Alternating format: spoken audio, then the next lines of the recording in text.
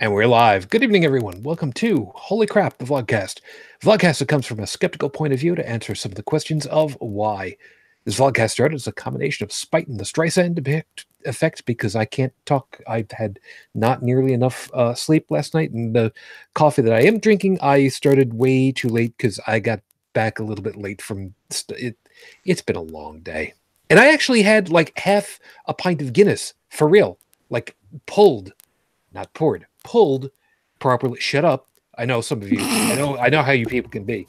And I can actually say I may not ever specifically ask for it myself, but I would not be against having a pint over a long period of time with some folks to share a drink. So the Guinness that I had in the can, okay, yeah, I know the difference now. Sorry, I was starting to do the intro over here. Part of this is to follow through with the old adage, sometimes the journey is more important than the destination. It's going to be one of those nights, guys. Hi, I'm your main host. I'm known as Shujin Tribble. You can find me pretty much everywhere under that name, Shujin. You might have heard me recently on one of the iFriends podcasts from Jake Forwarden, where we had a little bit of fun while he stepped away from the microphone for a while, and we talked about him behind his back. And he caught us. You're a dick. Seriously, man, you're a dick. Anyway. What did he think is going to happen when you leave the microphone? See, the thing of it was, he had to step away from the microphone for something, I forget what it was, and he left everything recording because, I mean, why would you stop?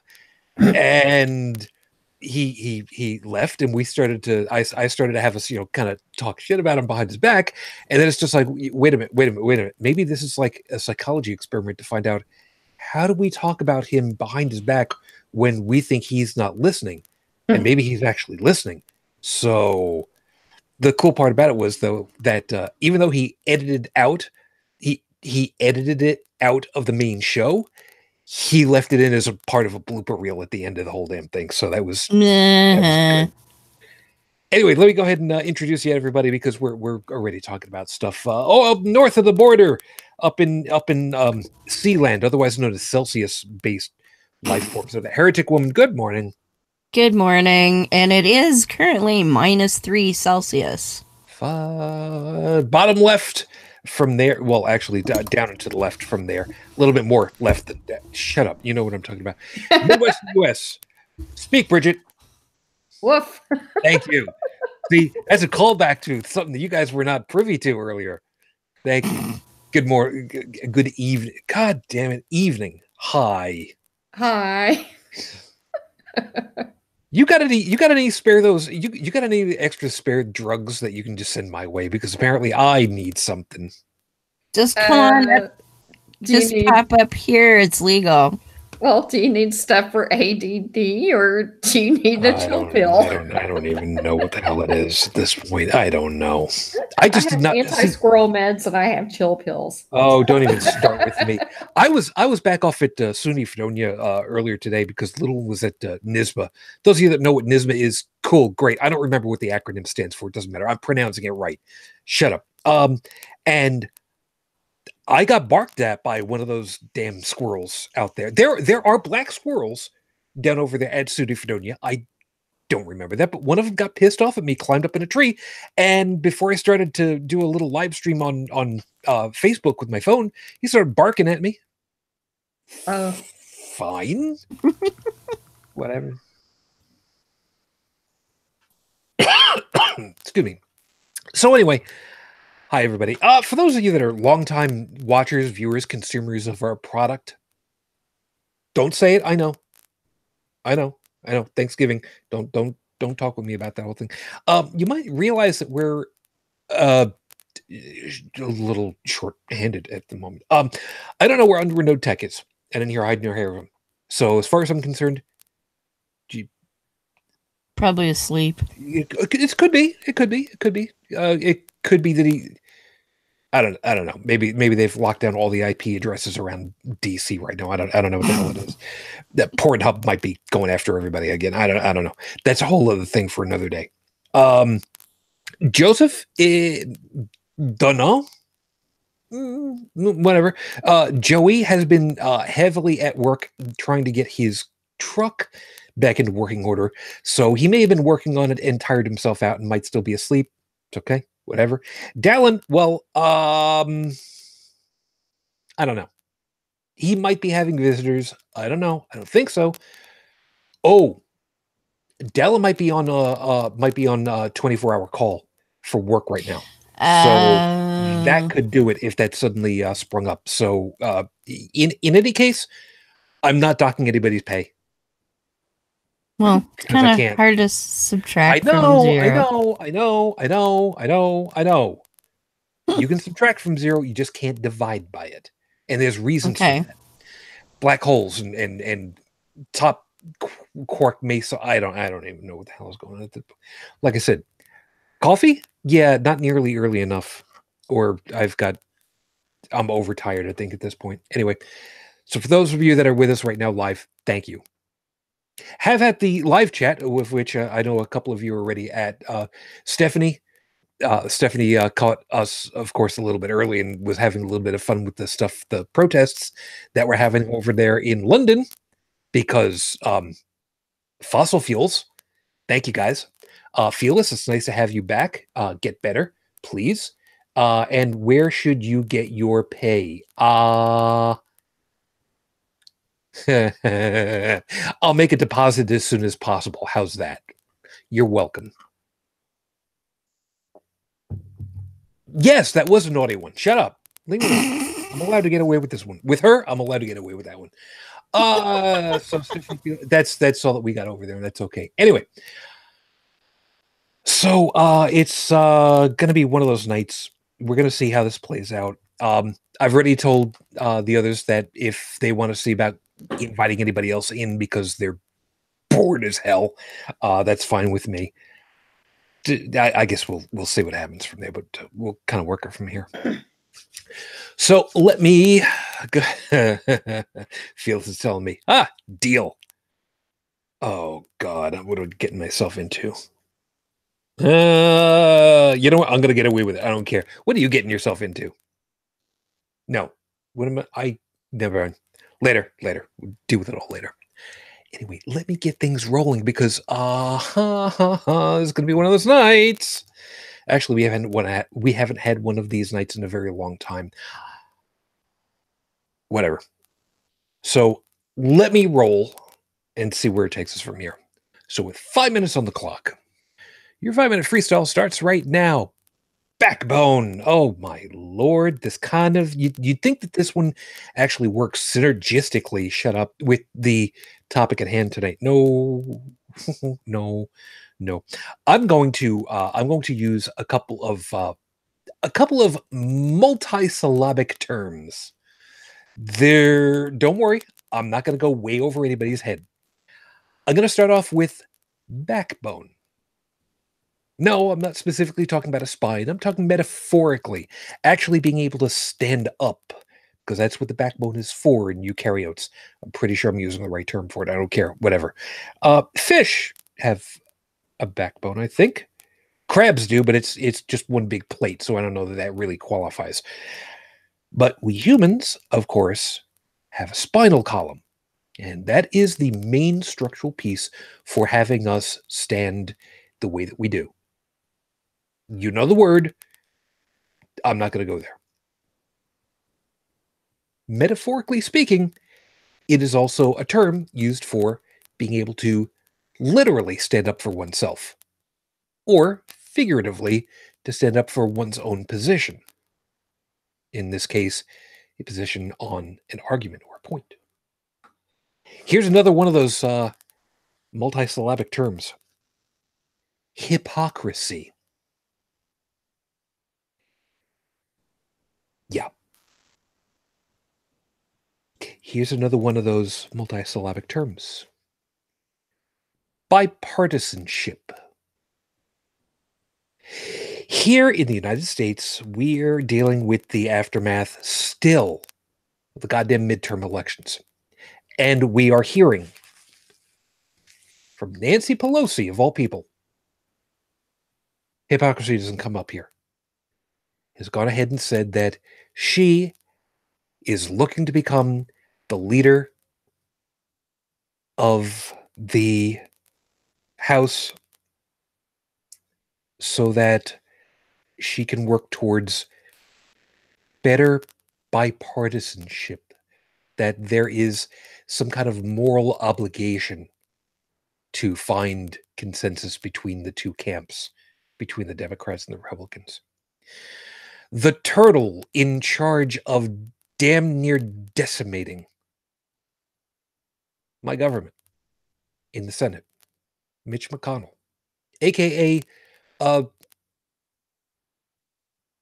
don't know, the turtle without the mutantenic goo along with him, has said that he wants there to be bipartisanship between the Republicans and the Democrats. Or are they just going to be going with partisan politics and obstructionism?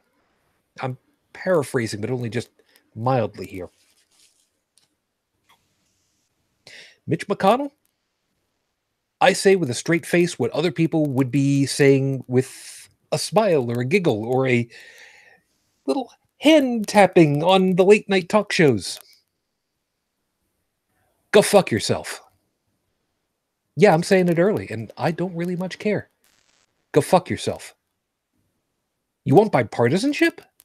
You, who is recorded as having said that your job and the job of the Republican Party was to make sure that in the middle of his second year in office, not his sixth, his second year in office, President Obama would be relegated to a single term in office. You, who delayed for almost 2 years his Supreme Court appointment on complete partisan grounds, just so that you guys could have a one-up. As far as that piece is concerned, President Obama, you dropped the ball. You should have stuck up for yourself. You should have gone ahead by the rules and said, you guys don't want to do your job? The rules say that if you guys don't want to do your job, I get to do this. Well, guess what? I'm doing this because you're not doing your job and you don't like it. You should have done your goddamn job. Nancy Pelosi, sit your tired ass down.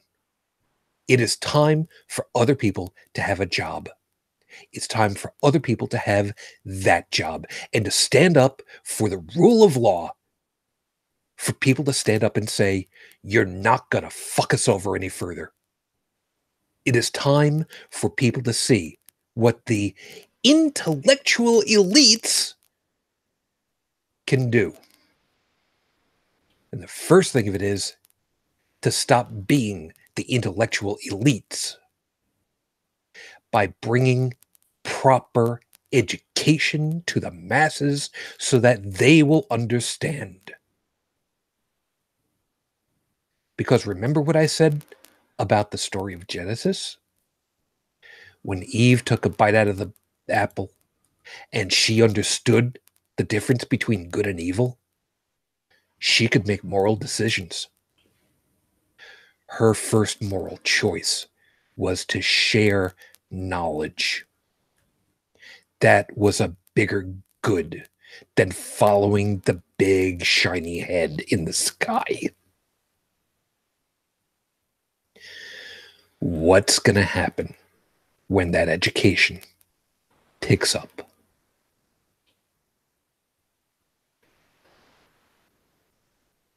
Oh, and go fuck yourself.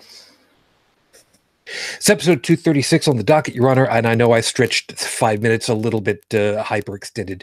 I don't care at this point. It had to be said. You protest all the time. As usual, I'm going ahead and I'm taking some of my personal pain and I'm bringing it to you all because I got somebody that went ahead and I kind of brought it out over on the Facebook channel and told people, look, if you want to go ahead and have at this fucker that I used to know, go right ahead. And I don't normally call out for white knighting. I really don't. And I don't care to. But every once in a while, there's just somebody who it's just like, Really? Dude, seriously, really? Fine. You know what? You guys go have a ball at this one, because obviously I'm not getting through. But, whatever. But one of the things that was said was, in order to attack me instead of my arguments, is that I go to protests, quote, all the time. And that they're not going to change my mind because that's what I do. Well, you know what? I got to thinking about it. It's just like, I got to thinking about some of the protests that I've been to and try to understand how many, over how long, and what they were about. And more importantly, what is it that I want out of them? Because protesting, fortunately, that's one of the things that here in the United States, it's enumerated that we're allowed to do. So, how could I best put this? Yeah, some places that aren't allowed to do that, yeah, those governments can go ahead. Well, I've already used up my collection of F-bombs on McConnell, so screw that noise. Anyway, with other stuff out of the equation for a couple of moments, Heretic Woman, I know that Rafe Badawi, there is no real information, but no, we have new information about the stuff that happened to that journalist. Khashoggi? Yeah. Okay. What I had heard, and I don't know that you had, was that CIA has basically said that the Crown Prince may have... Oh, yeah. I guess you might say pulled the trigger, so to speak. That doesn't surprise me. From people I know in the ex-Muslim world, they don't trust him any farther than they could throw, a 2-ton weight. Can't imagine why. Yeah, especially Armin. He's very vocal about how much he can't stand the prince. So yeah, they basically think that he's pretending to do some good things in order to distract from all the really nasty, horrible things he's doing. Like, chopping up journalists. Well, all right, let's be fair. It's not so much chopping them up so much as slicing them up. There's a difference. They used a saw. Yeah, I know. But it's not like they used an axe. They used a saw. It's different. So it's I mean, go with a little bit of black humor here for a couple of seconds. Somehow or other, I got the feeling that it was kind of like the scene from Captain America: Civil War. Everybody's crammed into the elevator. We really don't have to do this, I know. It's black humor, but sometimes it's all I got. But past that, the only other information I've seen is NSF asking various world leaders yet again, do something. You haven't heard anything past that, then same as me. No. Right? Yeah. So, with no real new news at this point, which is, of course, as usual, kind of the status quo. As of the recording of tonight's show, it is now 6 years, 5 months, 3 days since Rafe Badawi was unjustly incarcerated for thought crime, and our hopes and our thoughts are still with you and your family, and we're still hoping, and we're still pulling the best that we can. So, protests. There's plenty of reason to protest a lot of pieces. And yes, I've been to a few in my day. And they have all happened, literally all of them, since I've been a father. As a matter of fact, since I've been a widower. So yeah, we're gonna talk about a couple of those, and you guys can kind of decide for yourselves if this guy's attack on my character, because I go to protests all the time, or not, or if it's even worthwhile. So, we'll have fun at this. And Heretic Woman was saying just before the break, just before we went on air, there's not much of anything that you guys do up there as far as the protest wise, really. Well, no, there is. I'm just where I'm located, so if I was driving, so right now I've had some eyesight issues, which might seem odd because I'm not wearing any glasses, but I have contacts on. But anyway, my prescription has been fluctuating to where I haven't felt comfortable driving in a while. So giving that up for now at least has sort of stuck me here. And in Kitchener, there really isn't much in the way of protests or things to protest. When there are major protests going on, they tend to be in the Toronto area, which in the past, if something had come up that I was really passionate about, I could have gone to. I guess the closest thing I could say is going to Pride, because Pride is kind of a protest. Okay, in a way. So I have gone to Pride a number of times, which is good. But like protesting, say, the Ford government, which I would love to have done, that was all in the Toronto area. There have been some anti-Scientology protests recently, but they've been in another city over, and I haven't been able to get a ride. And we have the hospital in town that provides abortions. They do get a tiny group of people showing up periodically, but the way, so the main thing that particular hospital does, it's mental health. So it's up on a hill behind like a tree line. You can't really see the hospital from the road at all, like, because it's a mental health facility. They want people to have a nice environment. They don't want to be gawked at or whatever. So it just happens to also be where abortions take place. And so where we do have laws about how soon or how close they can get to an abortion clinic, right? So basically the protesters are relegated to standing in a ditch across the street and down the hill from the actual hospital. Yeah, wasn't it something on the order of like 100 meters plus or something like that? Something like that. Yeah, I'd have to look it up, but it's a healthy buffer zone for sure.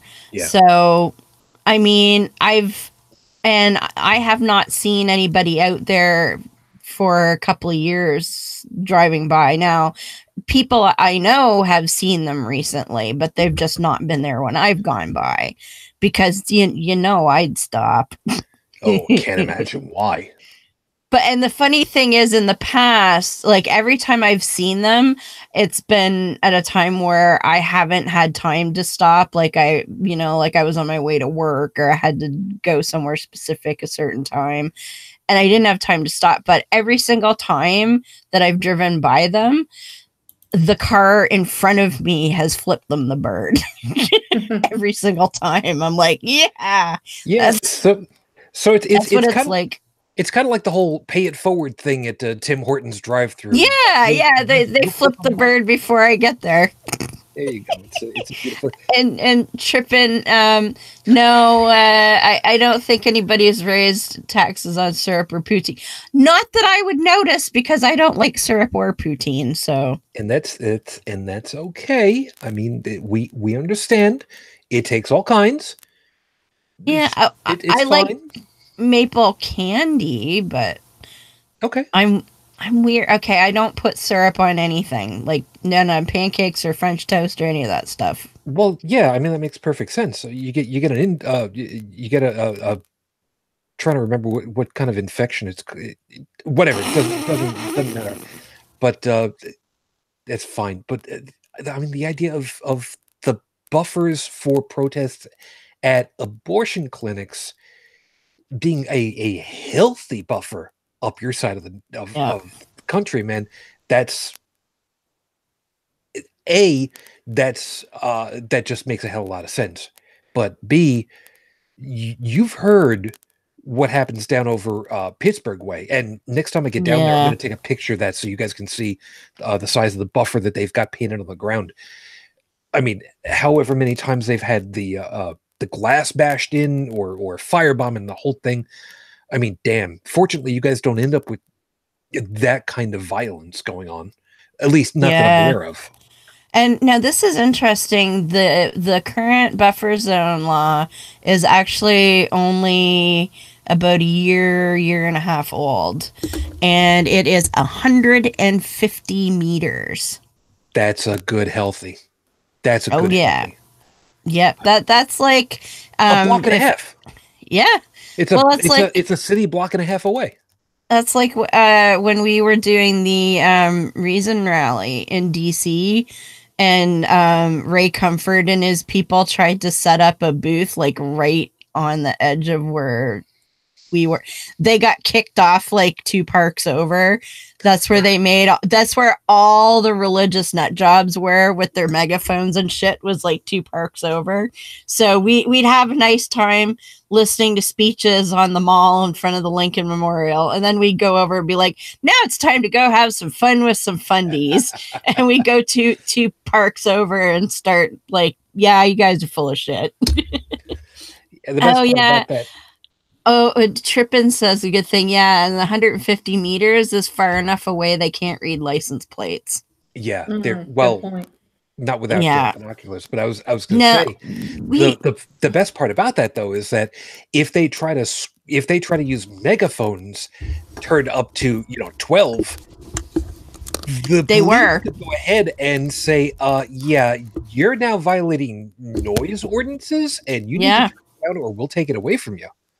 Well, and they were using megaphones in DC, so and I think they had been told to shut up a couple of times, which is kind of funny, but yeah, sad moment there, Oh, for sure. But yeah, no, it's not a big deal here. In some ways, like I'm really, really glad for people who need services that they can go and get their medical care without harassment. But in a way, like it's always been kind of a dream of mine to do abortion clinic escorting. There's just no opportunity for that here. But one of these days, I've always told Zandy that if I ever go to Alabama, I'm gonna come down to the powerhouse and volunteer some time escorting, because the thing is, like, people like the idiots that protest at the clinic she volunteers at, I would eat them for breakfast. Not that she doesn't, because she does a damn fine job of it, but it would be like a joy to mock those people. Okay, on their own turf.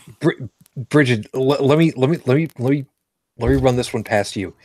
Try to imagine Heretic Woman, Ms. Ashley, and Susie, all at the same time, ganging up on somebody, and then the police trying to sort out, okay, which one of you actually kicked him in the nards? So when we were in DC, we those same trio, plus a Bobby and a couple other people, we actually went over to the Looney Park and engaged with a particularly jerkwad of an asshole.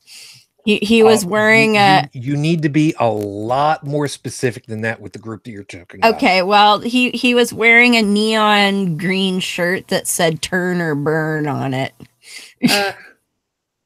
Oh yeah, and yeah, Felix is the one with the biggest grin.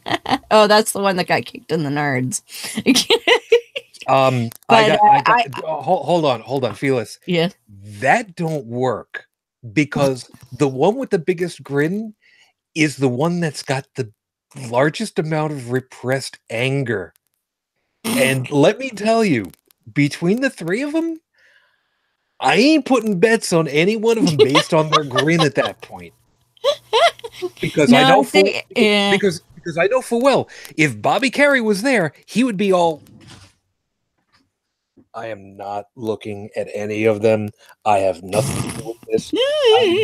Nothing. Well, so I have video of us tearing into the guy. Please don't say that it's kicking somebody in the nards. I don't have to be an alibi for something. We didn't kick anybody in the nards. This was back in 2016 too, remember? So we didn't. So punching people in the nards. Great. No, we didn't. Different thing here. We didn't get anybody in the nards. We just slaughtered them in discussion because he was terrible. But I do have video of said trio, verbally sparring, and Bobby got in there a bit too. So, well, I mean, it's kind of hard for Bobby because I mean he's got to play moderator before somebody rips somebody else's nards off because she would do that.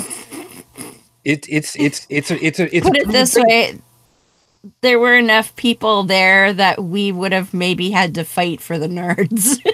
That's great. And on top of the whole damn thing, Eli would have been licking everybody that he could. Well, he was that day, actually. Yeah. That was the day he licked Trey Comfort's eyeball. He's never been. It's like licking one of those toads in the Amazon. That's just. I know. Brigid, I mean, we've discussed all the crap that's happened over in your general neck of the woods, and specifically out Indiana way, how Mike Pence fucked everything over for so much in the line of reproductive rights. There's got to have been shit tons of protests to go along with all that too. No. Here, no. I was going to say, what, there? Well, I was kind of leading up to a thing with that, and that's kind of the thing. I mean, people here are apparently on board with it, which just really sucks. I don't know what is wrong with these people. See, you need new people in your state, man. Yeah, like just swap them out with some like normal people. I mean, they have bought into this whole, GOP, don't kill all the babies bullshit. Oh, and until they get to your border on foot, then that's fine. Then you can kill them. Especially if they're brown. Yeah. Once they come out the birth canal, then, they're on their own. You can starve them to death. That's fine. But, as long as they're in the womb, they're sacred. Yep. And on top of that, let's just not go ahead and give them the vaccination stuff, because I mean, look at how many of these needles get stuck into this doll in the first 2 years of life. All right, not going to get there. Not going to get there because I'm not going to do that. So let's get rolling and tell you horrible people. It's what now? I said these are just horrible people. Yeah. But in places like Little Rock, Arkansas, now, do they protest against, people trying to push personhood and all that stuff? You betcha they do. Yeah, they also I get pictures from there. They also protest against black kids trying to get into school. But well, I mean, they did, but I'm just saying that Little Rock, Arkansas, it's sad that the women there are more vocal and outspoken about reproductive rights than here. Yeah. I mean, we're talking Arkansas. Yeah. But, National Organization of Women is very active down there.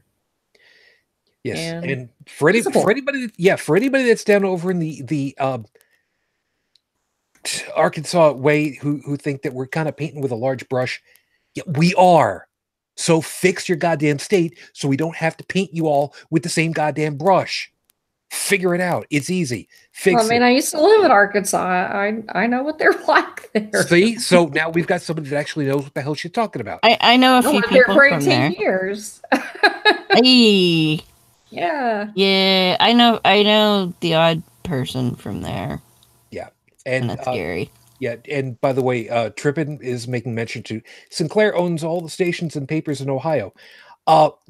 Yeah, we know about I don't remember if we'd specifically talked about it, about how Sinclair had made all of their local stations film the same script to broadcast to everybody so that they were all supposedly on board about how, truth is important in the whole bullshit thing. I'll put a thing in the show notes for everybody. And Bonjour. Good morning. Bonjour. Good morning, Joseph. Can you hear me? Just barely. Oh boy. You might be talking through the wrong microphone again. Speak into the microphone. How's that? That's the one. Better. That's Sorry, better. I'm late. Fine. You just get up or what? Yeah, I was awake at 4 o'clock and, well, fell back asleep. Uh-oh. I was going to say, because I saw your light on fairly early. Oh, yeah, I woke up for like 5 minutes. And, Oops. and then I fell asleep to Skeptic's Guide to the Universe. So I'm going to have to listen to the second half of that. I'm advertising another show again, sorry. It's all right. Yeah. So what's the topic today? Okay, Protests and protesting. Oh, yeah. we had a biggie here in Paris yesterday. Oh, did you? Do tell. Yeah, pricing. It was over the taxation of petrol. Ah, the gasoline. Yes. Oh, as you say there, yes. Yes, or just gas. Yeah, but you know, as Well, how much does it cost over there? I think it's cheaper than North America, but Probably it's still pretty expensive. Well, how much a liter? I have no idea, honestly. You're talking to a guy that doesn't have his driver's license. Well, okay. I just figured it'd be in the news and stuff, but it's fine. But the irony is because the protesters are protesting the government taxing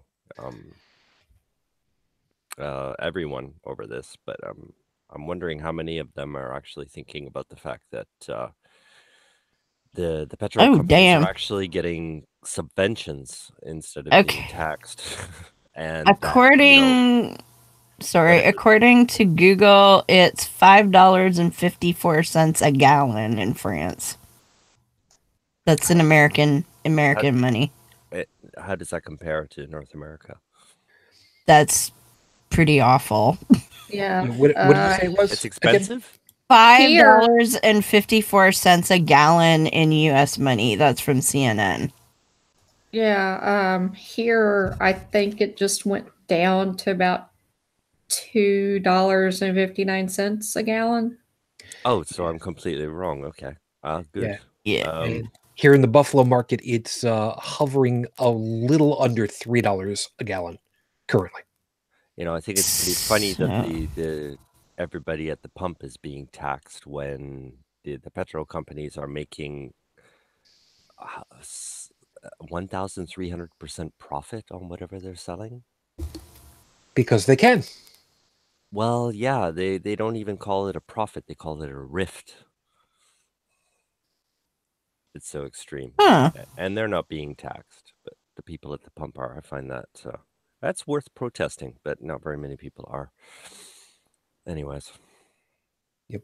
And just to put that in Canadian, right now our gas hovers around the $1.30-ish per liter, and it's $2.33 Canadian per liter.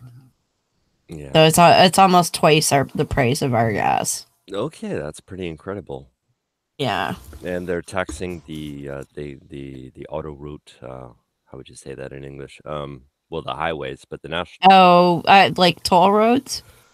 Yeah, toll roads, because when they built them in the 1970s, they promised that once they were built, they would be free. But it was such profitable business that they, and they privatized it, actually. And now toll roads in France, it's a huge, very lucrative business. Yeah, we have one in all of Ontario, and most people I know avoid it like the plague. Oh. Yeah. Yeah, I know I do now, because it's like, why bother? Yeah, it can help you circumvent Toronto, which can save you anywhere from 30 minutes to a couple hours. But the horror story, see, the problem is it was originally owned by the government and they sold it off to a private company. And this private company has a backlog of absolute horror stories of their billing practices, but the government, as part of the deal, gave them the authority to hold people's licenses if they don't pay what they say they owe. And like, I've heard of people being told that they owe thousands of dollars, people whose estates were billed after the person died, even though they could show the person was already dead when they claim they used the highway.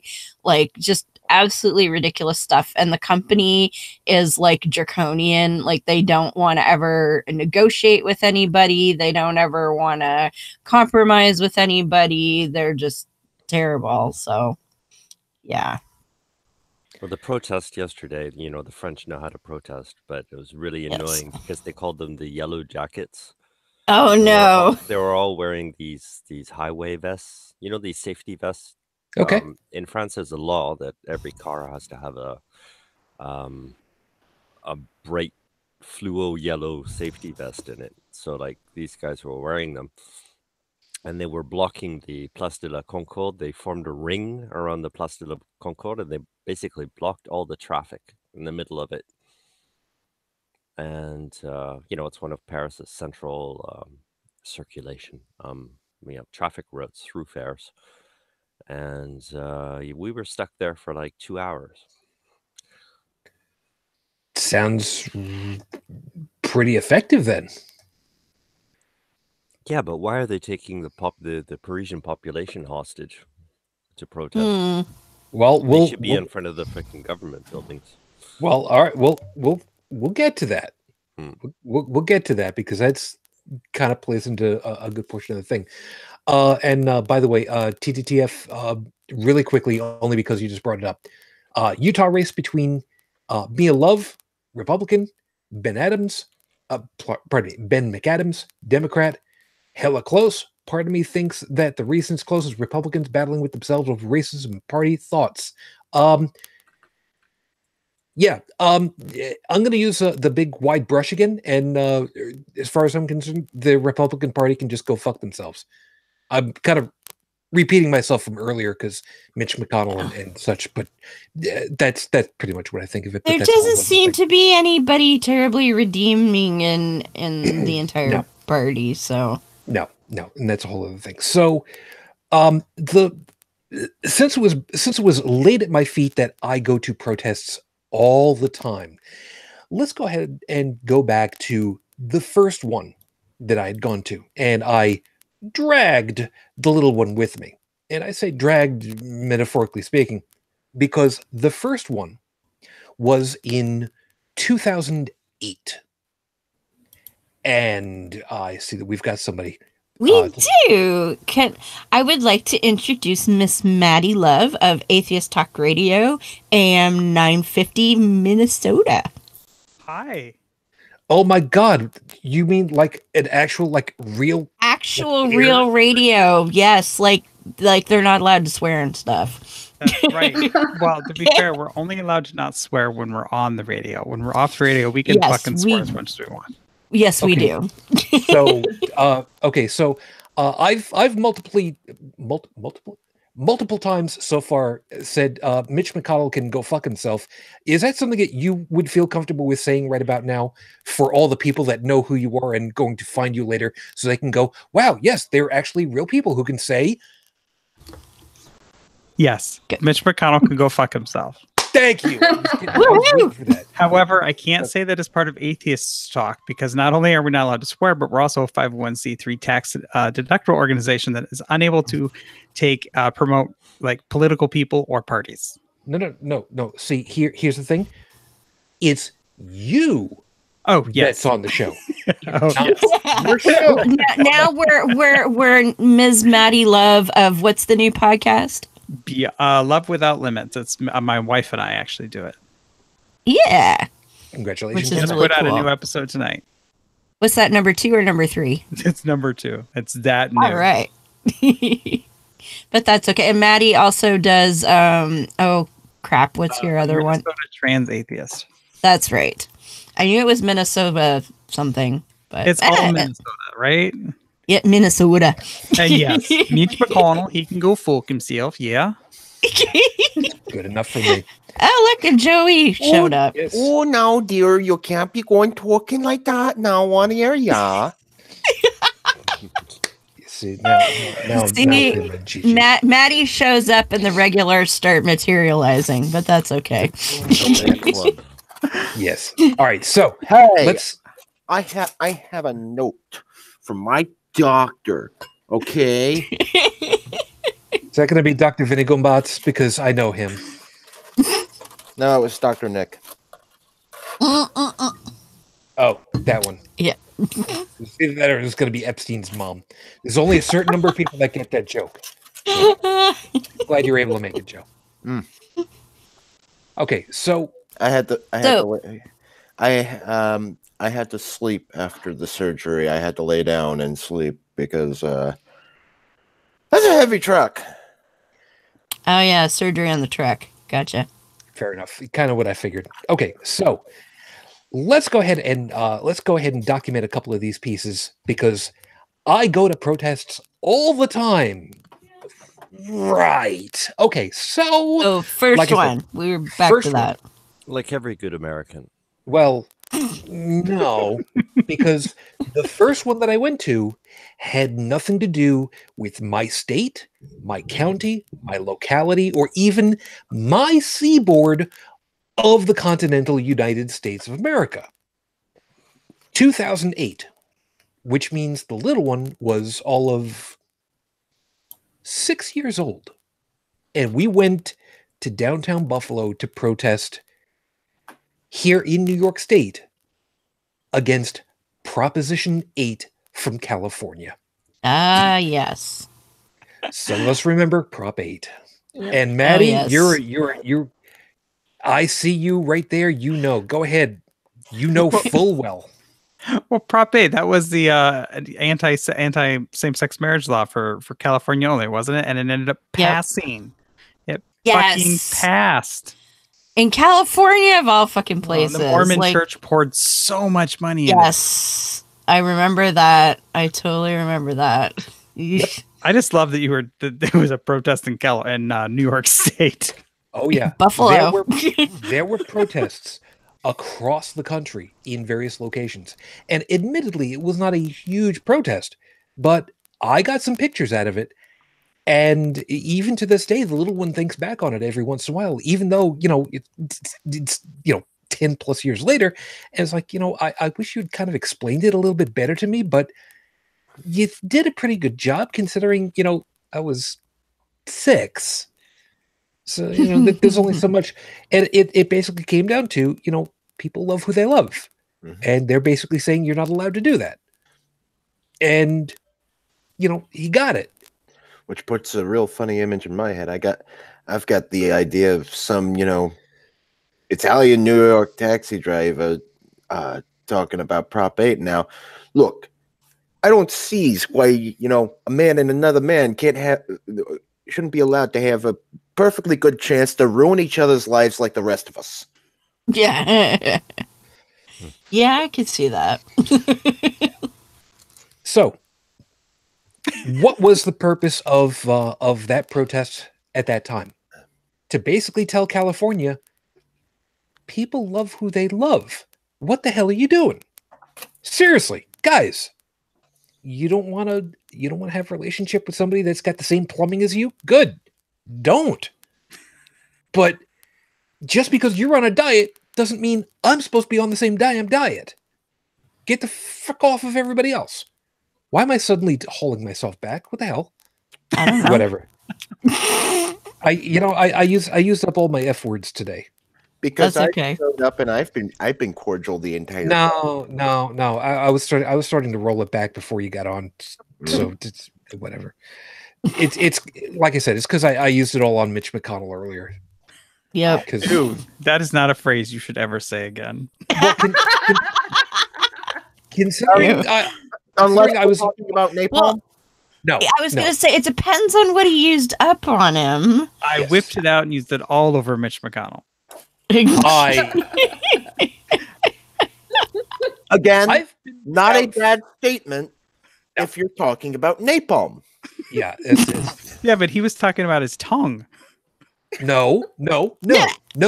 I was specifically using the expression "go fuck yourself," which, by the way, Mitch McConnell, SHUJINTRBBLE.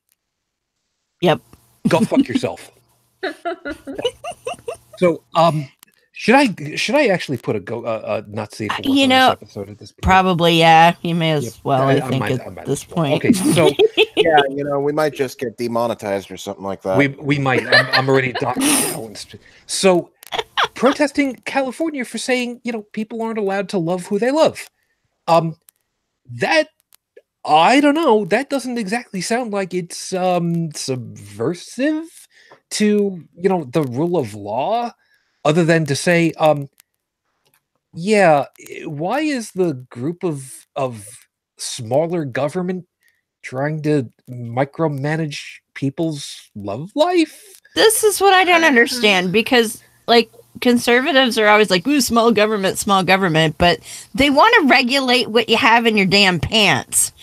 Whether it's yours or somebody else's bits, they still I don't understand that. That's not smaller. Yeah, it's sort of all encompassing. Yeah, two things from the chat. Trippin, saying somebody needs to screenshot the look Shujin just made. Go to 55 minutes into the show, and somewhere around there, just kind of foots back and forth. You can find it. I have no idea which one you were talking about, so whatever. And Fearless is also saying, Maddy, I like you! Triple exclamation point. LOL. Oh my god, I can go to sleep happy tonight now. There you go. See? My vibrator session will not take nearly as long. I will think about how much you like me. I'm glad I pinged you. Is that what they call it these days? Oh. Okay, fine. Between them and Mitch McConnell. Yeah. No. That turtle head in and out. No. Oh my god. Oh god. Now I've got both things running through my head. See, that right there, you could actually possibly get me to advocate for circumcision. See, thank you. I was getting worried that I was going to have to use that joke. I appreciate it. It's, and we're against this, so now we're caught in a moral quandary. I know, because the turtleneck is just... Hey. I'll never be able to look at a turtleneck the same way again.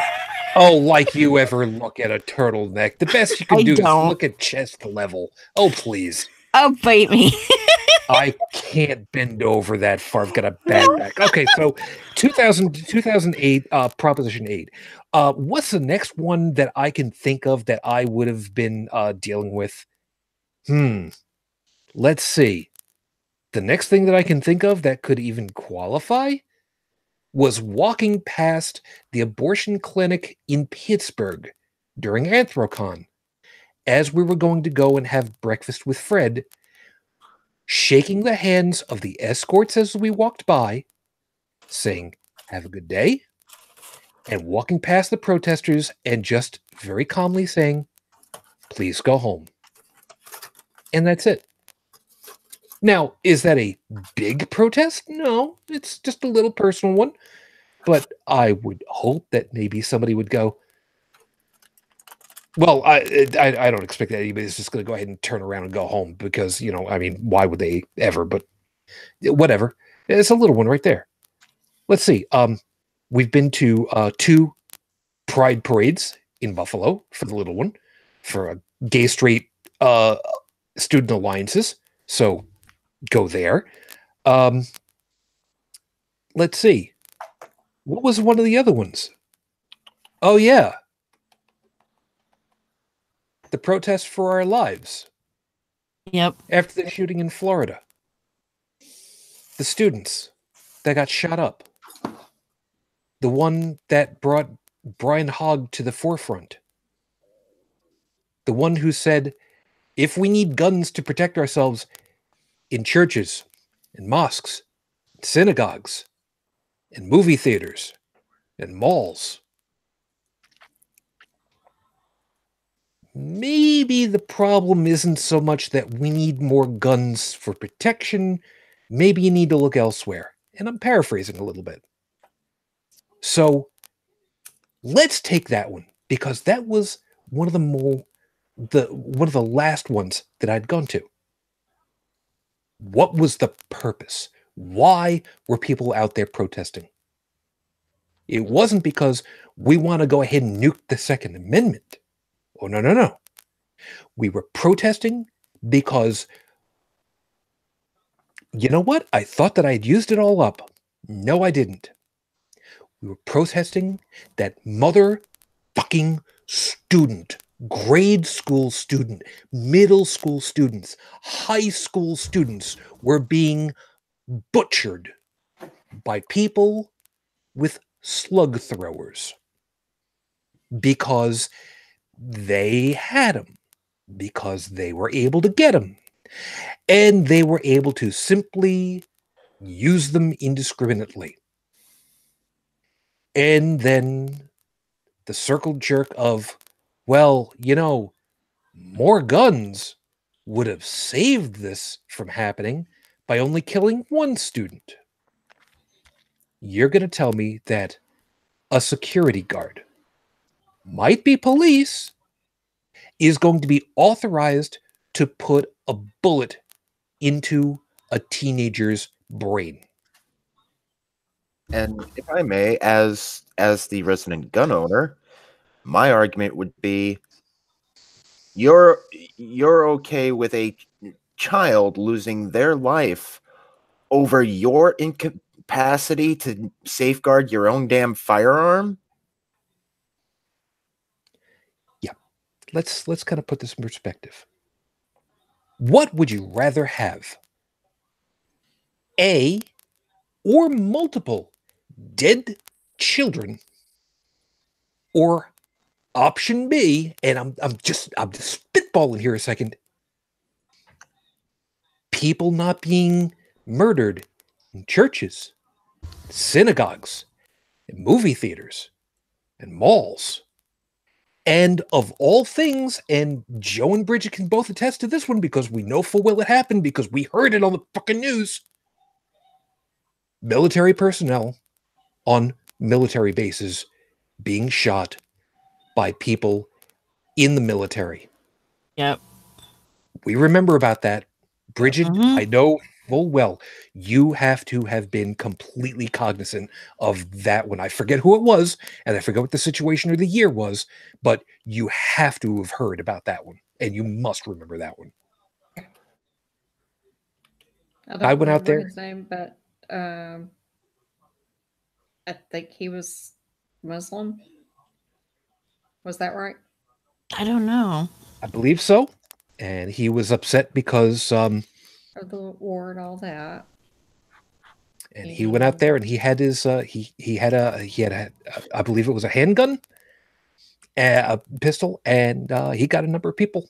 It was Nidal Malik Hussein who shot and killed 13 people in Fort Hood, Texas on November 5th, 2009. He was a Army Medical Corps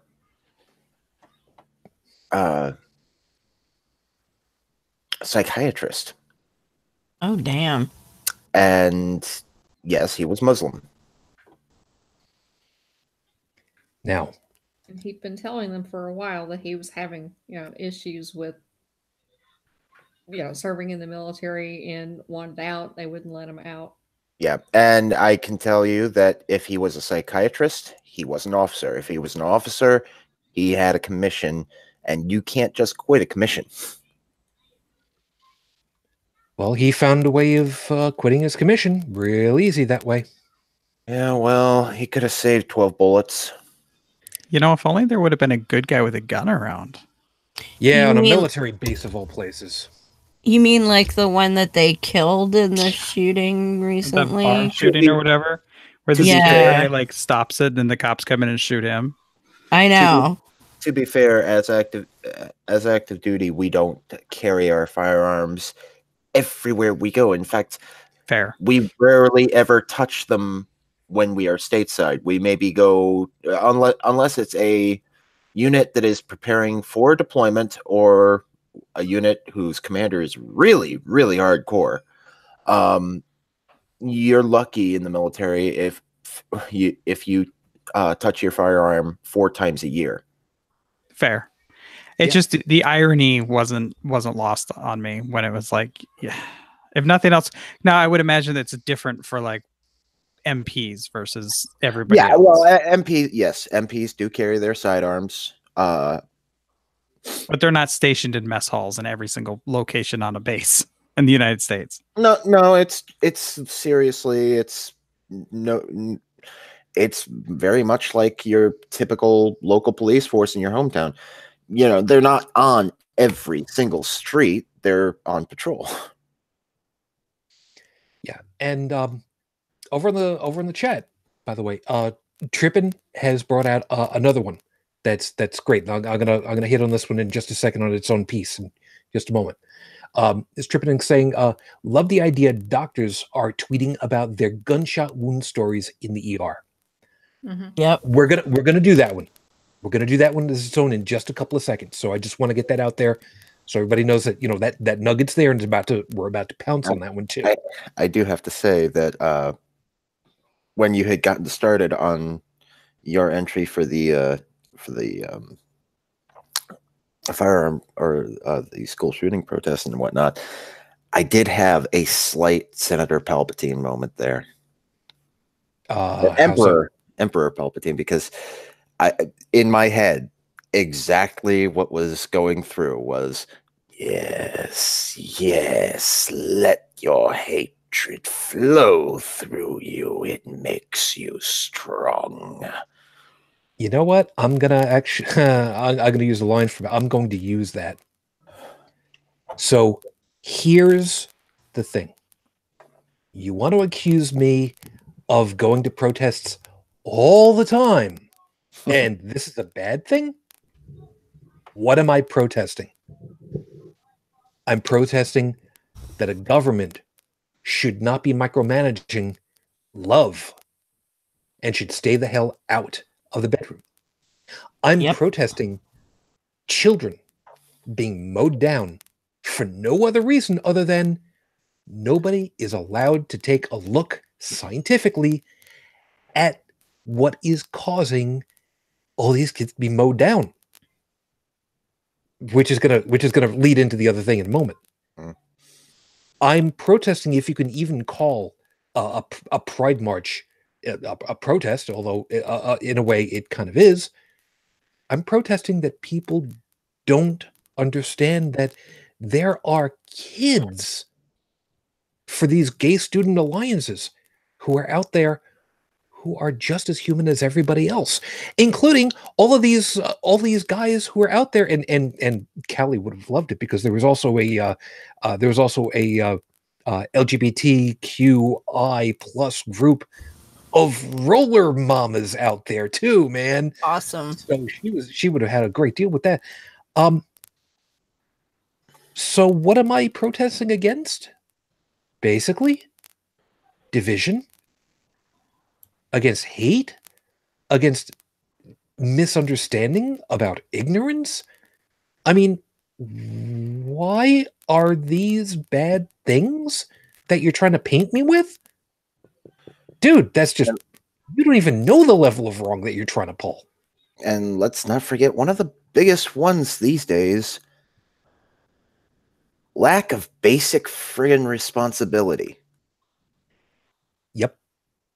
Now, to that end, what Trippin had mentioned about the doctors tweeting about their gunshot wound stories in the ER.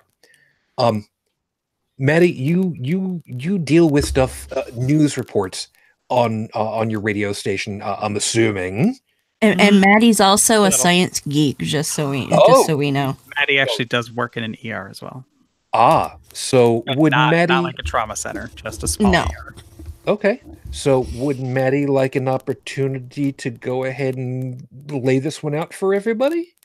Well, I can't. I just know the little bits that I've read, and it's essentially medical doctors who do work in actually like level 3 trauma centers. At least that's what we would call them over here. Well, who was the bitch that said that they should stay in their own? Oh, was that Tommy Lauren? Tommy Lauren. Tommy, whatever. Tommy, whatever. Yeah. She's like, just stay in your own lane. Don't talk about, Right. Tommy Lauren, you can go fuck yourself too, along with Mitch. Yep. Yeah. Sorry. That'll make Mitch happy. Anyway. Yeah, that would make Mitch too happy. So as the setup, Tony Lauren had put out a tweet and basically said, all of you doctors and whatnot who are complaining about the whole gunshot thing and wanting to get all this scientific research on the subject, just stay, her words, stay in your own lane, because she kind of felt that doctors and trauma treaters were getting, what's the word that I'm looking for here? Uppity. And yes, I'm intentionally using that term. And if you don't know why, you should really look up the term and understand, oh shit, that's a level of shade that Chew doesn't usually do. Fuck. So the rest of it out. Go ahead, Matt. Well, it was just doctors, going through and saying, look, this is what we see every day. We deal with the effects of this gun violence. And what I liked about it is the doctors weren't necessarily saying, here's the solution you should implement. They were simply saying, we deal with this. We see this. There is a problem. Stop pretending there isn't a problem. It is a bad problem. Can't we do something about it? I actually thought it was really brief and to the point. I'm sure there's really long articles out there that I did not read because I didn't feel like it. TLDR. Yeah. Well, it's just like, it was pretty, I mean, they weren't saying anything that I didn't already agree with anyway. I'm sure there was a few doctors out there that like went way far, like, hey, we need to, turn off the Second Amendment or something. Well, and some of them were even tweeting pictures of like blood-soaked gurneys. They were very graphic without revealing any patient. Yeah, it was beautiful because they were able to completely respect, privacy, but show things that were absolutely hard hitting either way. Yeah. Joe, go ahead. Two things. One, since there was mention of Tommy, I have to do the mandatory, well, hi, Mark. Nice. And two, something that a lot of people don't consider is that shootings are very traumatic, and not just for the person who is shot. I mean, I am by no means a medical professional. No, but you've got experience of being shot and being left for dead. Well, I'm not even speaking from my own experience of all that. I'm speaking as the bystander.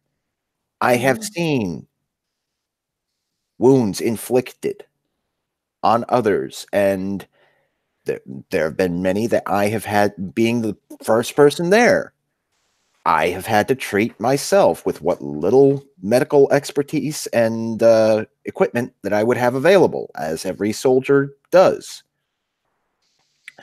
And I guarantee you, these doctors that we're talking about, I guarantee you there is at some point in their operation where the thought passes through their head, what if this had been me? What you can't even look. I mean, you go online and you see a picture that somebody posted in order to gross people out, like, they dropped a pneumatic hammer on their foot and 3 nails went through their foot. You cringe and you go, I don't want to see that. Why?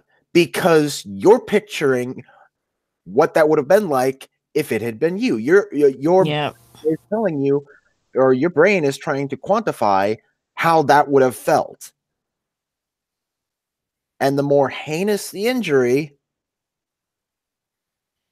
the more that squick factor just skyrockets on a subconscious level. Yeah. Brigid, you're also, you know, our resident medical person. Did you see these tweets and the news story that went along with it? Yeah, and I'm trying to remember what smart ass comeback was given to that. It was something like, well, you also find all these, you know, weird things in other people's orifices, but that doesn't make you, you know, a expert on whatever it was. You know, Yeah, that's what kicked it off. Yeah, that was what Tommy or whatever the fuck her name is said. And yeah, just I guess trying to make a point that they don't have any right or business opining on, you know, gun injuries or anything to do with firearms, which is bullshit. Well, the comeback and somebody actually, I think it's the same meme. Hang on, somebody put it on my page earlier today. To piece these people back together and you know, repair organs or try to that have been turned to money. Oh, That's okay. exactly So this is another tweet from Tammy, whatever the fuck her name is. She can go fuck herself anyway. Yeah, go fuck yourself, Laren. She tweeted out, "You want to take our guns, but you don't know jack about guns. See the problem?" And there's a screenshot going around, a reply from Candace Aston, who I have no idea who she is, but she had a really good point. Damn near 100% of the men trying to regulate my uterus can't find my clitoris, Tammy. Look. Oh, I don't want to I don't want to regulate anyone's guns. But you know, as someone who knows far more about firearms than I should, well, okay, let's face it, my sanity is questionable, but regardless, some of you fuckers are just too damn stupid to own them. Mm-hmm. Yeah, and to that end, let's go ahead and add to the list of reasons why having a gun isn't a good idea, and we're just going to go with the one because it's just a cut and dry, and then we're going to move on to the whole why of the protests, because you know when a person will kind of do that, because there was another one that happened over in London. Going to get to that in a second. Don't worry, you know, I'll get to that one too.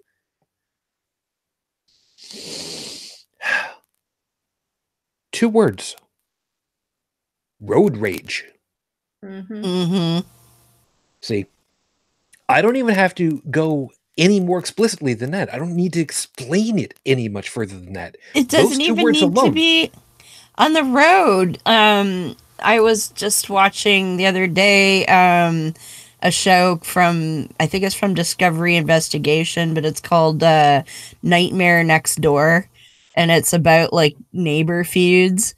And this guy just went completely berserko and shot his neighbors to death over virtually nothing.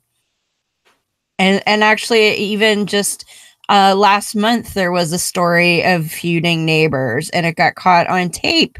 The two neighbors just shooting the other guy over like a dirty mattress left in the alleyway. Like just stupid things like that. Yeah, and I was looking at a pro revenge group over on Tumblr recently, because I love to see these things where people get even with stuff. And a kid, high school-ish, I believe, had shot the guy's dog with what he thought was a BB gun that turned out to have been a 22. And in such an angle and in such a way in the rear end that ended up shattering the pelvis such that it could not be salvaged. Of course. And the dog ended up dying some hours later from it. Of course. So, we don't even need to think too far on a lot of different pieces. Am I saying that this is what every gun owner is like? Of course not. But the idea that any single person, as the Joker put it, can have just one bad moment to make one really bad day happen. Oh, dude. Seriously. The term road rage is well understood. And there's an expression. Just because there are stereotypes out there, don't mean that they are not true in some respects. Heretic Woman. I was just going to stereotypes. There's another, I mean, it's hard to keep them straight anymore, but there was another recent shooting just a few days ago where the perpetrator posted on Facebook about how stupid people were about preventing the shootings he was about to do. Wow, geez. You'd almost think that Deadpool had written it for him, you know? Yeah. Yeah, like he was, and I don't know if they verified it or not, but some reports thought that he may have actually stopped in the middle of his shooting spree to post about how nobody was stopping him and then continue shooting. But I don't know that anybody actually managed to verify that. See, the only way to stop a bad guy with a Facebook account is a good guy with a Samsung 7 Note, I guess. Or getting zucked. Getting zucked might do it. When he made that post, like, was it like a list? Did it have bullet points? You see, now you're Oh, by the way, one of Maddie's other main talents is she's quite the pun mistress. And I have no sense of decorum. No, she doesn't. You came to the right place. Can you go ahead and tell Mitch McConnell again? Oh, to go fuck himself? Yeah, thanks. Appreciate that. But instead of just fucking himself normally, what if he were to use an AR-15 that had just like shot through its entire magazine and then use the muzzle end? Speaking as somebody who can answer that question, it wouldn't actually be that hot. Oh, well, fine. Now, a different kind of gun. Now, same caliber. M249 with a 200-round belt, you can fire that 200-round belt and damn near melt the barrel. Okay, there we go. So that would mean that that would be a whole brand new level of Santorum right there, wouldn't it? Let me put it this way. I've melted a 249 barrel. You know, I'm not a big gun fan, but that sounds like a lot of fun. It wasn't that fun. Oh. Well, I mean, if it's not my gun and I don't have to like get in trouble for doing it, I just want to shoot that many bullets. Because I can promise you, however many bullets I put out, there were just as many coming back toward me. I'm thinking like gun range. I'm not thinking like active duty on the ground. I'm a wuss. That's okay. And Joey, just so that we're all clear on this, I'm pretty sure that my brother has shot more rounds than you, because his gun, well, when he had that doesn't count. Yeah, my brother's gun sounded like this. That was a duck call. No, that's no. That was no. What Shujin was attempting was to Bert, because call the Caliph. I don't care. He can't unbert you. Yes, my brother used to be an A10 driver. Oh, like the airplane, the Warthog? That's exactly the aircraft that he's referring to. That is my favorite aircraft. I'm sorry, but I have to correct you. Dude, it's basically a giant truck. No. I have to correct you. This is important. Okay. Both from a firearm and engineering standpoint, the A10 Warthog or Thunderbolt 2 is not a plane. Planes are designed and then weapons are put on them. I know where this is going. The A10 Warthog is a gun that somebody looked at, saw that it was the size of a Volkswagen, just the gun itself, and said, "This bitch needs to fly." And they decided on top of it all, you know what? Now that we've made it fly, let's go ahead and put a titanium bathtub in it because we can. And make it pretty. It is so pretty. It is not pretty. It is the butt fucking ugliest piece. No. Wait. I take it back. I take it back. There is another aircraft that is up there that is far and away uglier, and I've forgotten which one it is. But it's I'll find a picture of it later. The F4 Phantom. Don't remember because that's pretty too. I gotta find it. Anyway, so Trippin's having a good laugh. Why don't you heat up a Warthog and use that instead of an AR-51? Considering what you need to do in order to warm up the gun on the A10, you don't want to do that. You really don't want to do that because that's a lot of white powder that Joey, let's see if this works right. Uranium smoke, don't breathe this.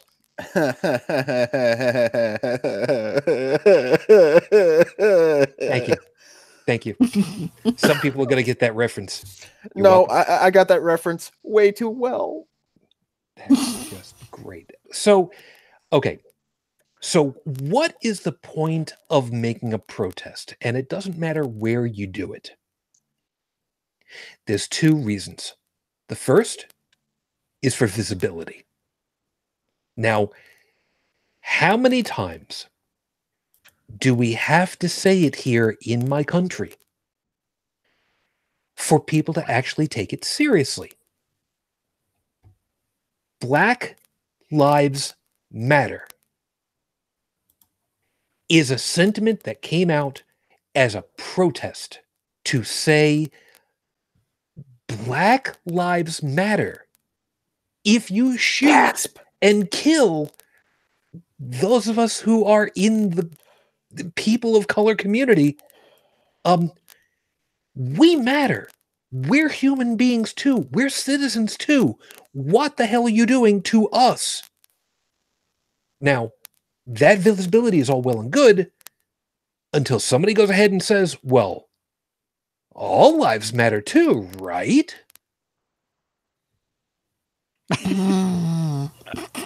How many times do we have to go ahead and say, yes, we appreciate that there are all the lives out there, but not all the lives are the ones that are having the problem the same way that this group is.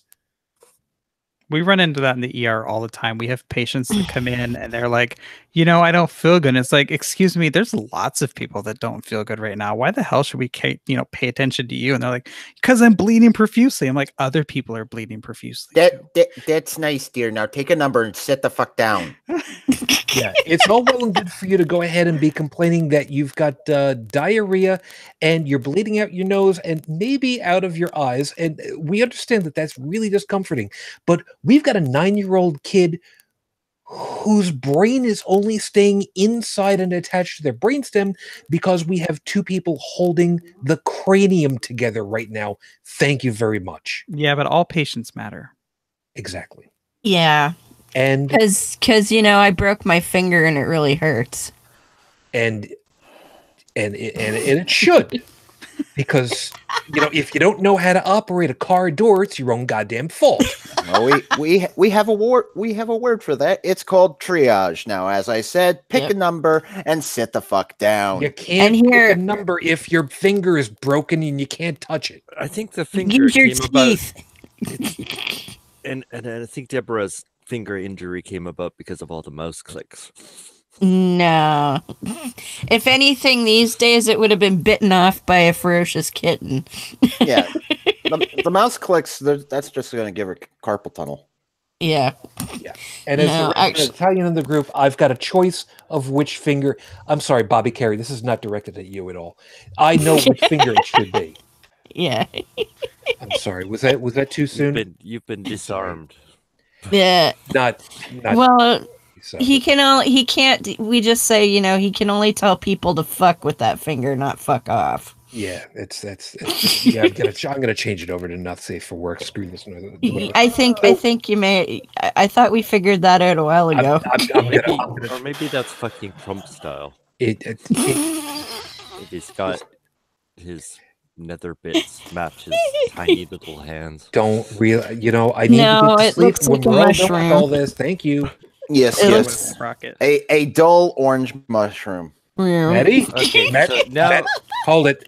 thanks for our conversation. Hold it. Maddy? What? Did I just hear you say what I thought that I heard you just say? Did you utter a Cartmanism? No, I don't know. I've watched one episode of South Park. It's not my kind of show. I'm gonna roll back the tape and I'm gonna figure out what the hell it was that you said. Oh, I said Toady the Wet Sprocket. Okay, that's not what I heard. That's not what I heard. Okay, I have no idea what that reference is, so I'm just gonna go ahead and say you're Toad the Wet Sprocket is a and when you say and when you say sprocket, I immediately think, would you like to touch my monkey? I need better friends. You don't deserve better friends. I thought I heard Red Rocket. That's why I was getting worried. I didn't know. Oh, Red Rock. Ew, no. You don't need that. That's Stormy's department. I'll just leave that to her. That's another. Daniels. Joey? I know, Shu. I know. Yeah, I know. My brain went there too. Joey and I are talking about something completely different right now, so we're just gonna leave it right there. You and your damn inside jokes, jeez. Trust me. What's the audience? The audience, what are they gonna take from that? They're gonna take that and Santorum flambe. No, they can do whatever show. Yeah, that's another show for another day. And if they want to figure out what the hell it is, I have a strategic collection of brain bleach, and I'll be more than happy to sell it to them at a significantly market. Joseph? What did they say? It's called a rift. Is that what you said it was, Joseph? A rift? You got your microphone. You know what? Yeah, fuck you. A rift is a profit. God damn it, man! It's like, I try so hard to keep it. He's in another fucking continent. Give a guy a break. It's like trying to I got to push the electrons harder to get over to him because it's cold now. God. And he's probably translating it en français before he answers too. So did you get your coffee this morning already? Yeah. Okay, then you've got no excuses. Fuck off. Yeah. I don't care. Whatever. The IV drip's half empty. That's great. That's just okay. So I got some brain now because I need some. Not that kind of brain bleach. That's not the kind of brain bleach he was talking about. Folks, okay. You want to help all these guys out who need brain bleach. It's HCTV. Patreon.com/HCTV. Please, if you don't have enough brain bleach for yourself, think of the hosts on this show. Which, now do the right thing. Does bring up a completely out of the blue kind of mention, but as I was clearing out my garage to make room for the truck, still in the garage, I located a fresh and completely unopened bottle of Jameson. So, ooh, things you want to find in your garage. I don't care that the bottle's completely coated in old transmission fluid. No, it's still good. You just wipe it down the liquor and it's still good. It doesn't go bad. It's worth more now. Yeah. It's got an artistic decor. Well, I mean, wash the transmission fluid off the outside and all, but like inside, it's still just whiskey, isn't it? How long does it take for whiskey to go bad? I don't know. I don't think it does go bad, does it? Yeah, that's what I was thinking. I mean, it may be eventually, but like after 100 years, I don't know. Sergeant, I'm going to assume that's grape juice. Yes, sir. Grape juice. Well, it was grape juice about a year ago. Yes, sir. It is pre-vinegar. Yes, sir. It is pre-vinegar. Say hello, Vlad. Say hello before you get all squirrely. It's too late. It's Vlad the interrogator. Yes. Come on, Mr. Vlad. Say hello. Squirm. It's not going to work. Okay. Pulling out my earbuds. All right. So the visibility part. Visibility is all don't eat my earbuds. Am I going to be the only one to go ahead and make the comment about no. I'm not going to. We're not going to do that one. It's a cheap joke, and we're not going to use it. Can I? Okay. Can I show my pussy too? No. Yes, show us your pussy, please. Oh, sorry. If you won't, I will. Stop playing with your pussy on air. I can't. They're fighting. And my pussy just jumped onto my lap and said hello. So what am I supposed to do? Yeah, well, Slocum, are you free? My pussy just Mrs. Slocum. my pussy just got scared of my freaking headset cord and ran across the room. Mine just trying to eat it. Come here, you. And Come here. Okay, so visibility. I'm trying really hard to keep this train moving along. The visibility part. The visibility part. Oh, I'm gonna hurt you guys. If this is the way that people want the show to go at this point, fine. I'll start insulting people left, right, and center. Okay, is that better? Damn it! All right. Well, so we can make a list. Are you protesting what we're saying? I'm just. Oh. But first you have to figure out what we're saying. Boy. I don't have to agree with anybody else. I'm a liberal. I don't have to like. We don't have to get organized. Procrastinators of the world unite. Tomorrow. Bad spellers of the world untie. Okay, I get it. No, that's dyslexics. I thought that was like 6-6. Yeah. I don't see. I put together a nice, respectable show. Yeah, well, a nice, respectable show. What's it called? How to herd cats live. No, I mean, what podcast is this show on? Because I was curious. curious. It's called Holy Crap, the Vlogcast. No, I meant the respectable show. This is the Thinking Atheist. Oh yes, that's right. I've got this great talent of. You know what? I can't go there. God damn it! So much for screwing. You know what? Fine. I'll just put it out there, and I'll just screw myself over and just be done with it. Yes, I have a way of modifying my throat on air. Oh, never mind. Just All right. So 2 things. Trip and Fool had mentioned. Can we regulate the price of bullets? Bigger the bullet, the pricier it should be. $22, $15 each and up. I see you're familiar with Chris Rock. Yeah. Give everybody a gun and charge them $100 a bullet. And the other thing was, Felix, it was in the garage because it was in a tote that ended up in the garage. Ah. So how did you get transmission fluid inside the tote? We do not discuss the things that go on inside of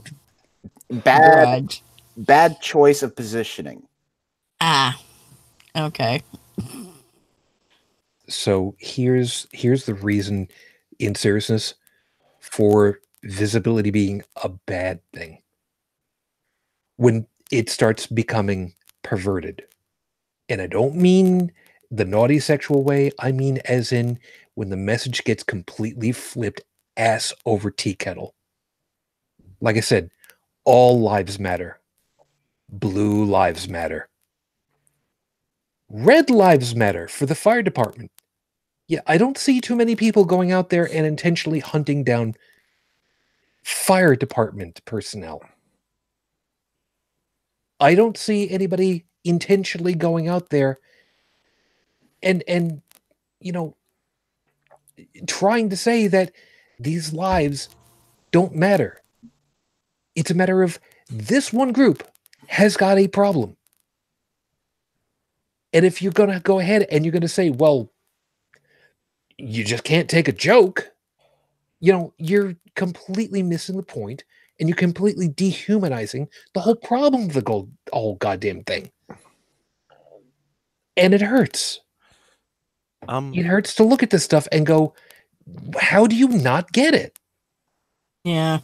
If you take all the quote unquote groups and you draw a line from them to the person abusing them, you'll find that they all go to the same type of person, bigot. And shouldn't the attention be there instead of indicating the group being oppressed? Shouldn't the oppressor be the center of attention? But the problem with it is, that would be following along with the rule of law as I see it, the order of operation, the up the food chain, shall we say. And when that system fails time and again, with police being exonerated of murder, manslaughter, conspiracy. Bigots may be selective about what they're bigoted against, but they're bigots, you know, and you're going to have bigots against, but that should be the focus point, I think. No, it is. But when these things become cyclic and you realize that no matter how hard you push up the food chain to try to get these things solved, with as an example, the bad police officer has had their day in court and video evidence that shows that the guy was shot in the back 12 times, for argument's sake. And they were not a threat because they were running away and were still gunned down. And they're exonerated of wrongdoing. That's a failure. So you go up to the next level and you deal with perhaps the precinct or the police department at large. And an internal investigation finds no evidence of wrongdoing. So you go up to the next level, to the county, maybe even to the state level, and you bring them to court. And they again find no evidence of wrongdoing. And then you take them to a federal level for a civil rights violation and no evidence of wrongdoing after all of the court appointments. When all of those levels fail, and fail spectacularly, what else is there to do?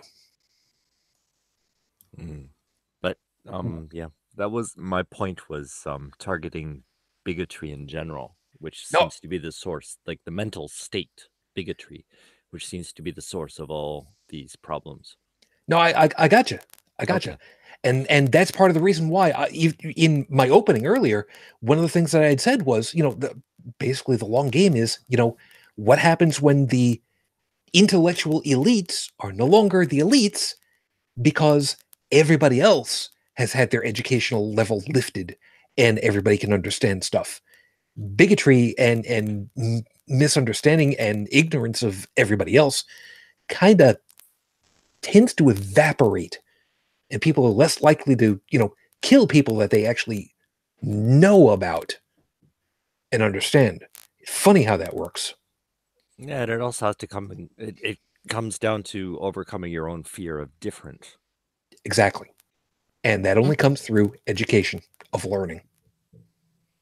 Right. Now, what's the other reason for protests? And it's not just for visibility, because you get on the news, more people know about it, which is good. But of those people, some of those people are going to be people who are in a position to do something about it.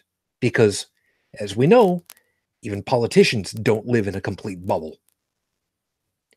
The other one is, and the question that you had asked earlier, Joseph, about why hamstring Paris? Why stop? Sorry, cat. Gravity. Great. Gravity check one. Check one.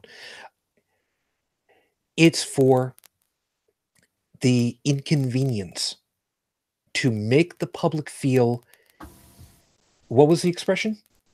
to make them feel helpless in a situation that they have no control over, to understand what it's like to not be able to do anything about something. And this is the reason why it happened. Could be also to try to make the public give them a sense of civic duty, to make them aware of that they should be protesting too. Sure.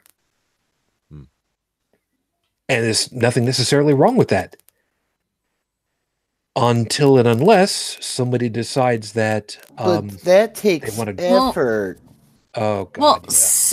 some less than altruistic protests can have the goal of mass bullying or physically manipulating. Like, I'm thinking, as I say, non-altruistic style of protest.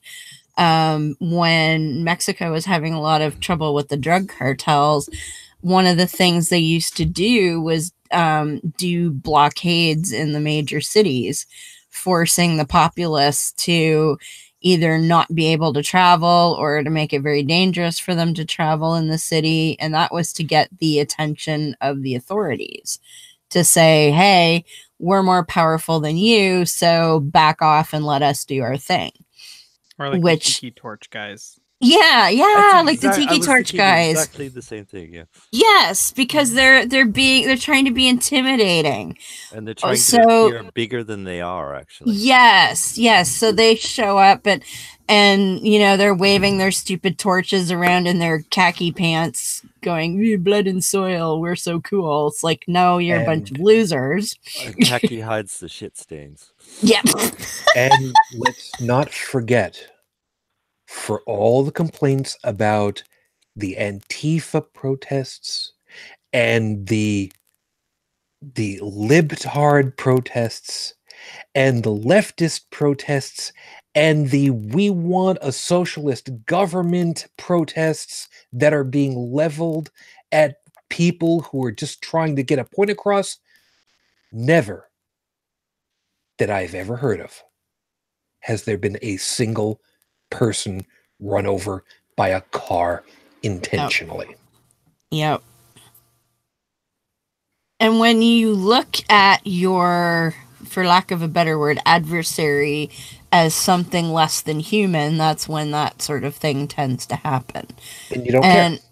Yeah, I mean, you know, we disagree vehemently with a lot of people, but we don't look at them as lesser than human. We might question their intelligence, or their motivation, or their reason. Yes, or we may question their existence of morals or ethics, but we would never sit there and go, you are not a human, and think it's okay to like run them over. Or, I mean, look at when a lot of the Black Lives Matter protests were taking over freeways and overpasses, right? And then was it 1 or 2 states came out and passed laws that it was legally okay to run over a protester that was in the street? And people were like, oh, yeah, I can't wait till some protester walks near my car. I'm going to totally run them over. I'm like, what the fuck is wrong with you? Like, why would you even consider making a law like that? It boggles my mind. What makes somebody say, well, because you're protesting, it's okay if I kill you? Yeah. And not even like the Tiki Torch type protesters, but that person that you just talked about. Because I have people like that in my extended family who would say, well, yeah, I'd run over. And it's like, so you would kill them? Like, they're advocating for like equal rights and to not be killed. And so your response is, well, I'm going to kill you because you're going to make me late for work. But yet they're supposed to be the moral one. Yeah, it's ridiculous. Right? It conform or die. I mean, you know, people like bigots who fear anything different, they see anybody not quote unquote like them as a threat to their existence. Yes. So, and they dehumanize anybody outside of their bubble. So, you know, whether they live or die, or it's not even an issue. people like Cheetolini further that notion all the time. Yeah, it's profitable, that kind of. It is for people like him and his cronies. They're easy to manipulate, and people who are ignorant and afraid are the easiest people to manipulate, because you can play on their fear and they're not educated enough to know when they're being duped. And it's in the national interest that they be that way. Yeah. Yeah, using the term national is a little bit of a, you gotta be careful. Ironic. I know. Yeah. I know. That seems to be, because that's the Republican norm, because, you know, that's their voter base. And therein lies with a broad brush, sorry. Yeah. No, well, we're kind of running a little bit short of time at the moment. So I want to grab you guys to kind of finish off with a thought about whatever it is that you want to. But I'm not going to do anything to close, after we're all done with. So I'm gonna give you guys all an opportunity here. But as far as I'm concerned with this whole damn thing, protests are good. So long as no one's killed, so long as no property is destroyed. Now that leaves a lot of room for a lot of other stuff to have happened, but if there's a protest and people are getting hurt and stuff is getting destroyed, I got news for you. The protest is not the problem. There's other stuff. Find the rest of those threads and you'll find out why the protest happened. And maybe you'll have some idea as to why you should have some modicum of understanding of the rest of the world. Or at least the people who don't have as much money as you. But that's a whole other thing. Brigid, I'll hit you first if there's anything that you want to, at this point, I know that we're kind of running a little bit short of time, but don't feel like I'm gonna cut you off or nothing. So whatever. Well, sometimes protests are necessary because that's the only way you're going to get attention of your elected officials to do anything. And, especially if they see a large number of people protesting, then that has more impact than just a couple of people yelling and screaming. But sometimes that's all you have left to try to make a point. Because phone calls and letters don't always work. Especially if you don't have any money. So, I don't think there's any such thing as going to too many protests, and unless you're neglecting, other life activities. But somebody's got to do it. I think it's our responsibility to do so. Especially if you consider that these protests don't exactly happen on the same timetable as, let's say, an election day. Funny how that works, eh? But if it's for a good cause, people do need to get out and be heard, and civil disobedience does seem to help. It's a pretty damn important concept, so damn important that they headed a document with it. Yeah. Congress shall make no law respecting an establishment of religion or prohibiting the free exercise thereof, or abridging the freedom of speech or of the press, or the right of the people to peacefully assemble and to petition the government for a redress of grievances. I believe the expression that we're looking for on that one is chapter and verse. Maddy, I know you don't get to pop on with us very often, so of course I'm glad for it, but you're glad I don't get a chance to pop on very often. I understand that. I'm glad that you've had the, in thinking about protests, I am a trans woman. if it wasn't for, and granted things got broken and busted, but if it wasn't for the Stonewall riots and the protests that came around through the entire gay rights movement, I wouldn't have a job where I could be out. I would still be dead or in the closet. So protests are necessary. Now, there is that flip side of visibility. If it wasn't for visibility, I would never have to worry about going to the bathroom and pee because nobody would be expecting me to be there. Like, so there is that flip side with visibility, but you need it still. So I'm a big fan of protests. I don't know if that's what you're looking for, but I do not protest protests. That's a lie. I did counter protest a few weeks ago, but that's a separate issue. Yeah, that's fine because Illinois Nazis. Everybody hates Illinois Nazis. We were protesting at a Planned Parenthood. Nice. We were counter protesting at the Planned Parenthood, which sounds way better than saying you were protesting the Planned Parenthood, because that sounds shitty. Yeah, nobody should do that. No. Protest in any government is so damn essential that one of the very first things that our government did was enshrine it as a right that could not be infringed upon by the government. Yes, well, the orange orangutan would like to change that. Yes. Yeah, well, so I think it's even more important to get out and do it. Yeah. Especially if they're trying to stop you from doing it. Good luck with trying to do that, because all I can say is between Congress, the Supreme Court, and the people of the United States, we'll gather him up at the frickin'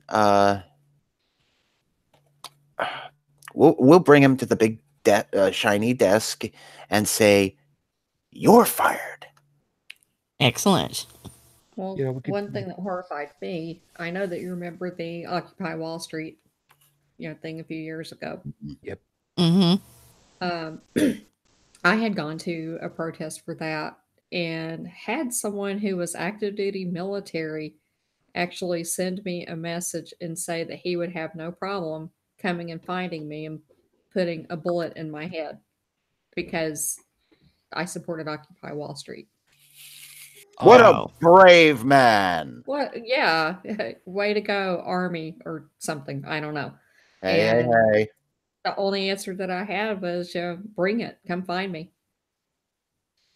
I'm not going to let anybody intimidate me. And people who talk like that tend to be giant cowards anyway. Yeah. But I mean, how manly is that to go threaten a woman? I would have no problem putting a bullet in your head. That's nice. Well, from across the internet. Yeah. Because we're all 10 feet tall and bulletproof on the internet. Or dogs, but who the hell knows that? I would not threaten a doctor across for any reason whatsoever, because a doctor with a gun knows right where to put the bullet. Brilliant move, moron. They don't even need a gun, man. No, they don't.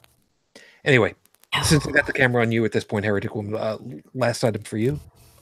Yeah, a couple of protests going on up here that I think have been really effective and are a little different than what people are used to. And I've talked about both of them before, but I'll mention them again.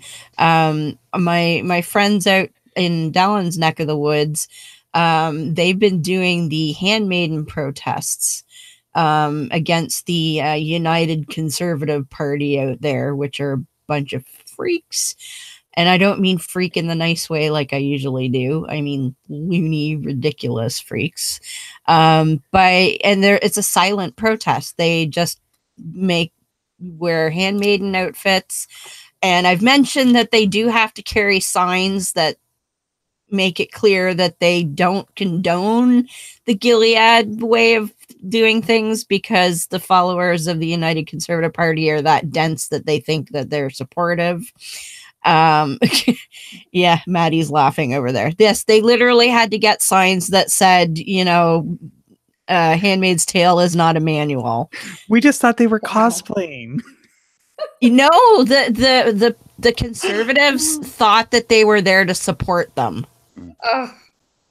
Well, that's what women want. That's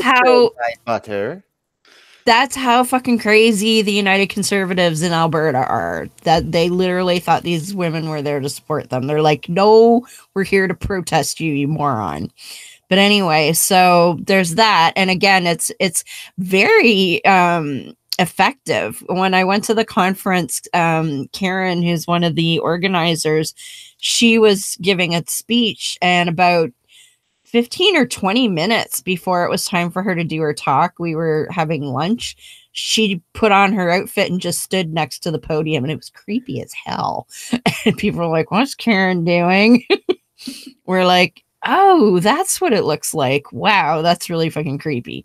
So that's really effective. And they don't say anything at all. They just make it clear that they are against the policies of the United Conservatives, and they are really creepy about it. And the other one, and I mentioned this before, my friend Scott, locally here, has been going out every weekend by himself and protesting the Catholic Church in his neighborhood. And his city is big enough that there's a number of them.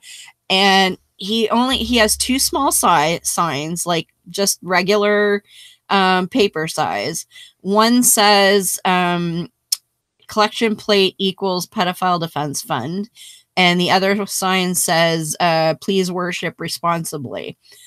And he finds that having them small like that means that people have to go up to him to see what he's got. And that way, and all he ever does, he'll smile and say good morning or hello. And that's all it does. But people will approach him, and he has had a priest challenge him, and the priest is like, I'm going to call the police. And he's okay. So Scott's standing on a public sidewalk, and he doesn't just stand, like he'll walk around the sidewalk around the church, because he's hoping to run into as many people going in the church as he can to see his signs. And the priest was like, he videos it. Like, he doesn't video faces. He basically like videos the sidewalk and his feet and maybe like some torsos and stuff like that. But he videos everything so you can hear it. And the priest's like, well, I'm going to call the police. And Scott's like, oh, please call the police. I would love to talk to them. You know, it'd be awesome if you called the police. And the priest is just like, well, you shouldn't be out here. Well, you know, it's a sidewalk, man. Like, I can totally stand out here.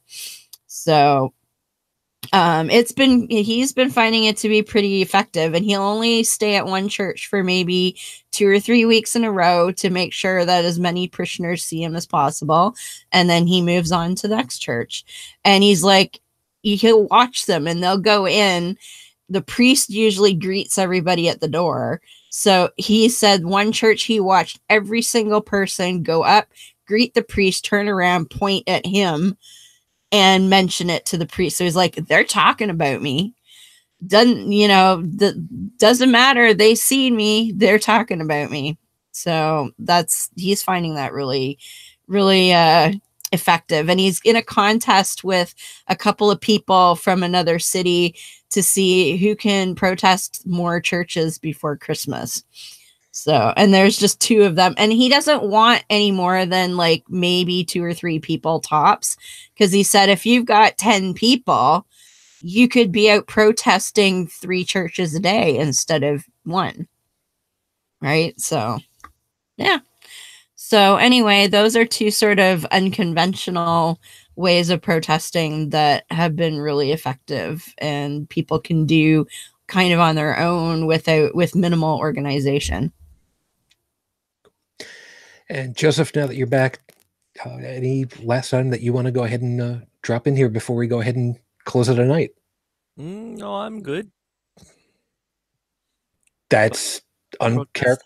If there is something to protest, well, have a sense of civic duty. Do it. Do it.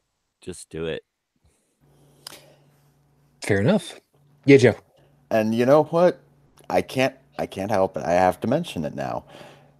If you feel that your voice isn't being heard As a result of your protest, don't get angry, don't get violent, get creative. If you need an example, John Oliver and the Catheter Cowboy. Go look it up. There's I'm gonna have to do that now. there's behind the scenes inspiration for that, I'm sure, that we're not going to go into. I should not have said that. I'm going to spend a very large amount of time in bed asleep tonight because I think I deserve it. Not thinking about catheterization. Yeah. Yikes. Yeah, that's more your department, I think. Yeah, and I'm not trying to kink shame. If you want to put things in your urethra, you go right ahead. Yeah. Before we go, real quickly. No. When I had gallstones and did not know it at the time, and I was brought into the ER from the doctor's office because my blood pressure, because of pain, went to, I believe it was either 80/50 or 50/30. I forget which it was, because as you can probably guess from those numbers, I was in a lot of pain. Let's just say 11. I was in a significant amount of pain where the ambulance guy that was working on me looked over the number and was just like, "How are you not passed out yet?" I'm not passing out. I'm not passing out. When we got to the ER, nurse wanted a urine sample. Oh. And told me, if you don't pee on your own, I will have to go ahead and put a tube in you, and none of us is going to be happy if I have to do that. Or in other words, you're in trouble.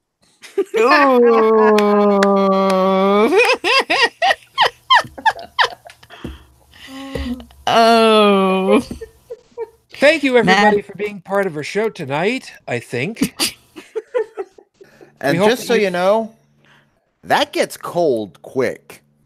We hope you had yourself a very entertaining evening at my expense, very likely, more than anything else, and you found something worthwhile in some of our perspectives, because fuck the rest of you guys. I'm going home.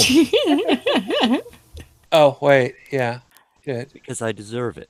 Yeah. Let's see how this Parce que je le vaux bien.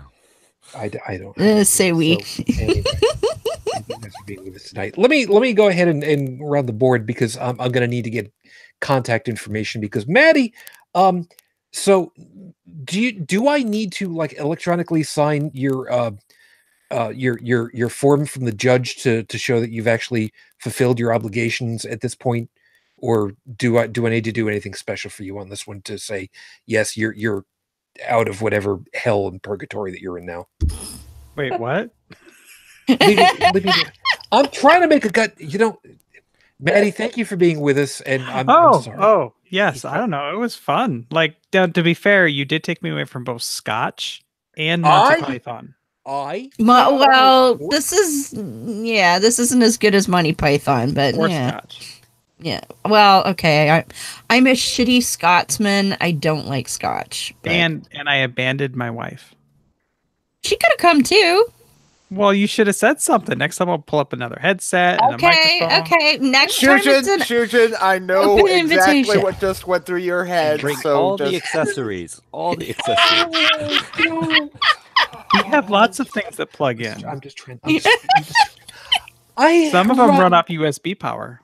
And Bluetooth. I run a respectable podcast here. What's that podcast called? Because it ain't this one.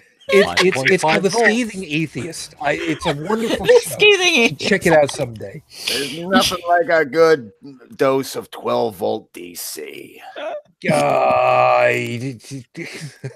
Enough to push a train. I'm pretty sure that's more than 12 volt. Maddy, thank you for being with us tonight. Would you please tell everybody who you are so that they can go to your show instead of mine now? Yeah, Trippin. I think Trippin would definitely like to follow you. So I've got my solo show, a Minnesota Trans-Atheist podcast, but I only put out like 3 to 5 episodes a year. So that one's kind of slow burning. I'm one of the co-hosts on Atheists Talk, where we actually just interviewed somebody from Two Girls, One Mic, the Porncast review. Hun, it's fantastic. Hun, wait a minute. That's still a faster schedule than Incredulous. You know that, right? That's fine.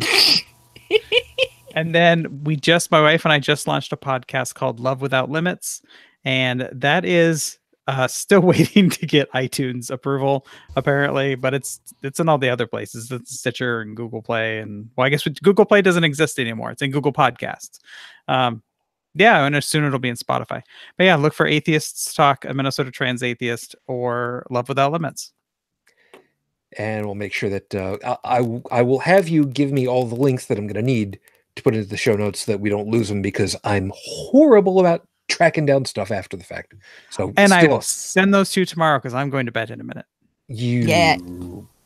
It's a smidge late, even in Minnesota. Yeah, well, it's like 1 a.m. here, okay? No, it's not 1 a.m. It's 2. It's 4 days past sundown. Who are you kidding? Part of my family is from out there. I know what it's like. Anyway, still, thank you. I'll make sure that put the notes in eventually. Thanks for having me. No worries. It was fun. Joey. Yeah. God damn it, you stopped me at a really good point there, man. I'm glad you understand me. Joey, thank you for being able to be awake and not be frostbitten at this point. Somebody has to. And hey, honestly, been a good day today as far as weather goes. I'm hoping it holds because I'm not done yet. The surgery is complete, but we'll see whether or not it worked in the morning. Aha. Fair enough. Good luck, Sam. Joseph, glad you're able to make it. Even wait. I do have one more item, and it's very important to those of you who are doing your own break work. Don't skimp. Get a proper brake line union. Do not use a compression union. It says right on the package, this is not for automotive brakes. Why? Because how much pressure is in a brake line? Enough to stop a speeding car. That's a good point right there. That's my PSA for today. Fair enough. Joseph, glad you're able to make it, man. You have yourself a good rest of your morning. You too, sir. And I just have one question for you. Oh God, here it comes. Who pushes a train? It's like a Freudian slip from somebody with constipation. No, it's a line. It's a line from a movie from 1986 called Running Scared. Billy Crystal and Gregory Hines, and the joke was, "Don't touch the third rail." Why? It's got about 40,000 volts of electricity. Well, it's not the volts that'll get you; it's the amps. How many amps are there in the third rail, Joey? Enough to push it. Push the train. Enough to push a train. You and your constipation. That's third helpful. Joseph, thank you very much for your time. You have a good morning. Brigid. Yeah. I guess you the nicest person to me tonight, so you get the gold star and thank you. Oh. Well, if anybody wants to find me, you can send me a friend request on Facebook, Brigid Fitch, or you can find me at my blog, brigidfitch2112.wordpress.com. Thanks, man. Heretic Woman. Yes. I'm not going to say Happy Thanksgiving because fuck you guys. Thanksgiving was like 6 weeks ago. Yeah. You say that, and yet we've got this whole temporal thing going on down this side. Whatever. Yeah. What do you got? Whatever. Well, so last week, Beth fell asleep, and we couldn't. We tried waking her up to get to the show, and she didn't. And then Morgan and I went ahead. We were talking about multi-level marketing and Amway and stuff. And an hour into the show, it kicked us out of the Hangout, and we lost the feed. So it was kind of weird. So we're gonna pick up where we left off and continue talking about multi-level marketing schemes and companies like Amway and such, because you do know that this sounds suspiciously like what happened when we all got together the first time. Yeah. Yep. So yeah, we're gonna see what happens there. And then the next show, we're actually gonna do one on Sunday. I want to say it's the 25th, if that's a Sunday, because our friend Joe Magestro from Milwaukee Humanists is going to come back, and we're going to do an update about the Iglesia Ni Cristo Church, because W5, which is a news magazine up here in Canada, they just did an expose on the church and uncovered a bunch of really creepy shit. And so because Joe is an ex-member, we're going to bring him back and do an update and talk about the new stuff that we learned from the CBC's investigations and stuff. So, but I'll mention that again next week, because it'll be like the same day as we're wrapping up, because it is Sunday already. So yeah, but yeah, we're gonna pick up with multi-level marketing. So that's Beyond the Trailer Park, Monday, 7:30 p.m. Eastern. Now that we got rid of that stupid daylight savings time, and then I'll remind everybody. But we are going to be talking about the Iglesia Ni Cristo, aka the INC, on the next Sunday as well. So there's that.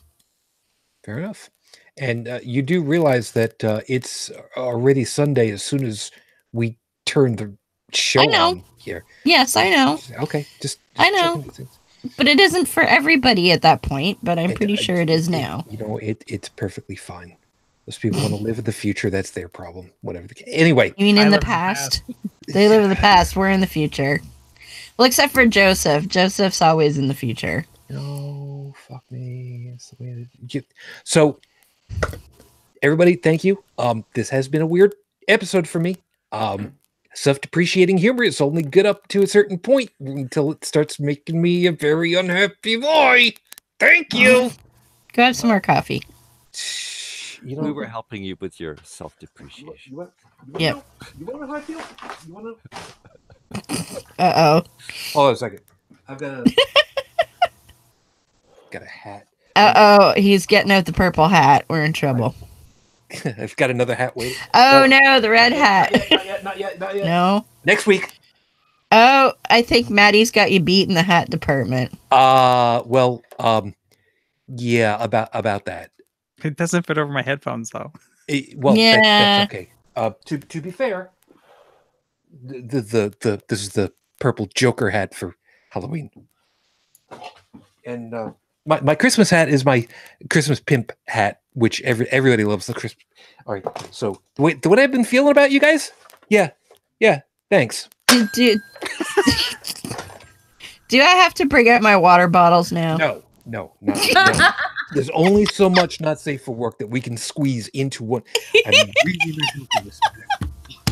Right, I don't think Maddie's ever seen my water bottles, though. I don't. No, I haven't. Is this a euphemism or the actual water bottle? Yes and yes. Yes. Good and better.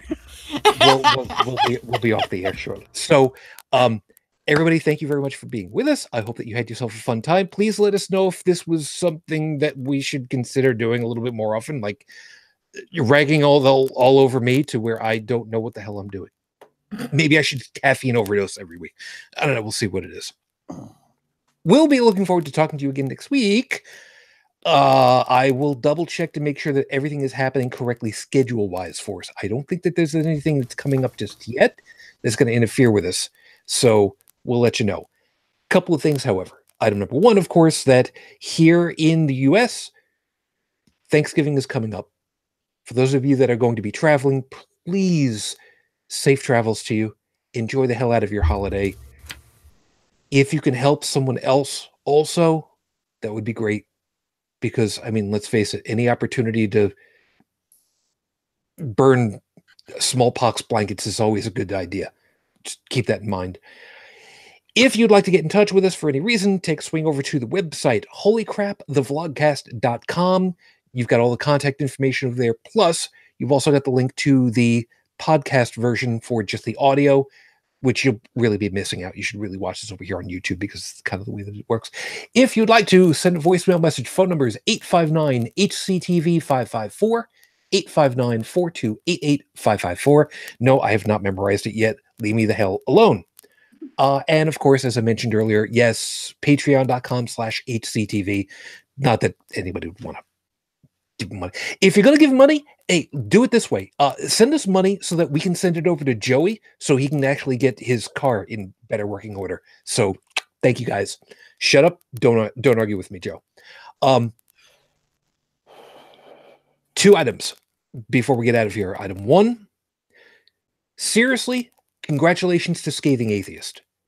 300 episodes is a hell of a mile mark. We're not too far behind you guys. We're going to make it too. But congratulations. Really good job on you guys. I don't know why anybody likes you guys. I mean, you guys are processed all to hell. I mean, you're basically using the equivalent of auto-tune on a podcast. So nice on you guys. And last item for me personally is the first Wednesday night after Thanksgiving here in the US, I do an old-time radio thing for 2 hours that I will put out information for in my personal feeds. So if you go find me under Shujin Tribble, Facebook, Twitter, I'll be more than happy to have you guys hear about it. As usual, it'll be Jack Benny shows because I'm a weird-ass freak that way. But in any case, do have a good holiday. We'll be looking forward to seeing you soon. And we really do appreciate you guys being with us. Until the next time we get together, everyone, as always, I wish you all the peace I no longer have. I wish you the strength that I've learned. I wish you well. And my lady,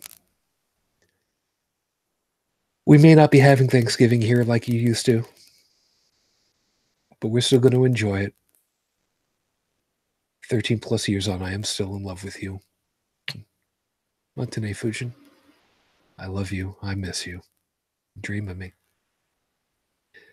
Till the next time we get together, everyone, as always, good night.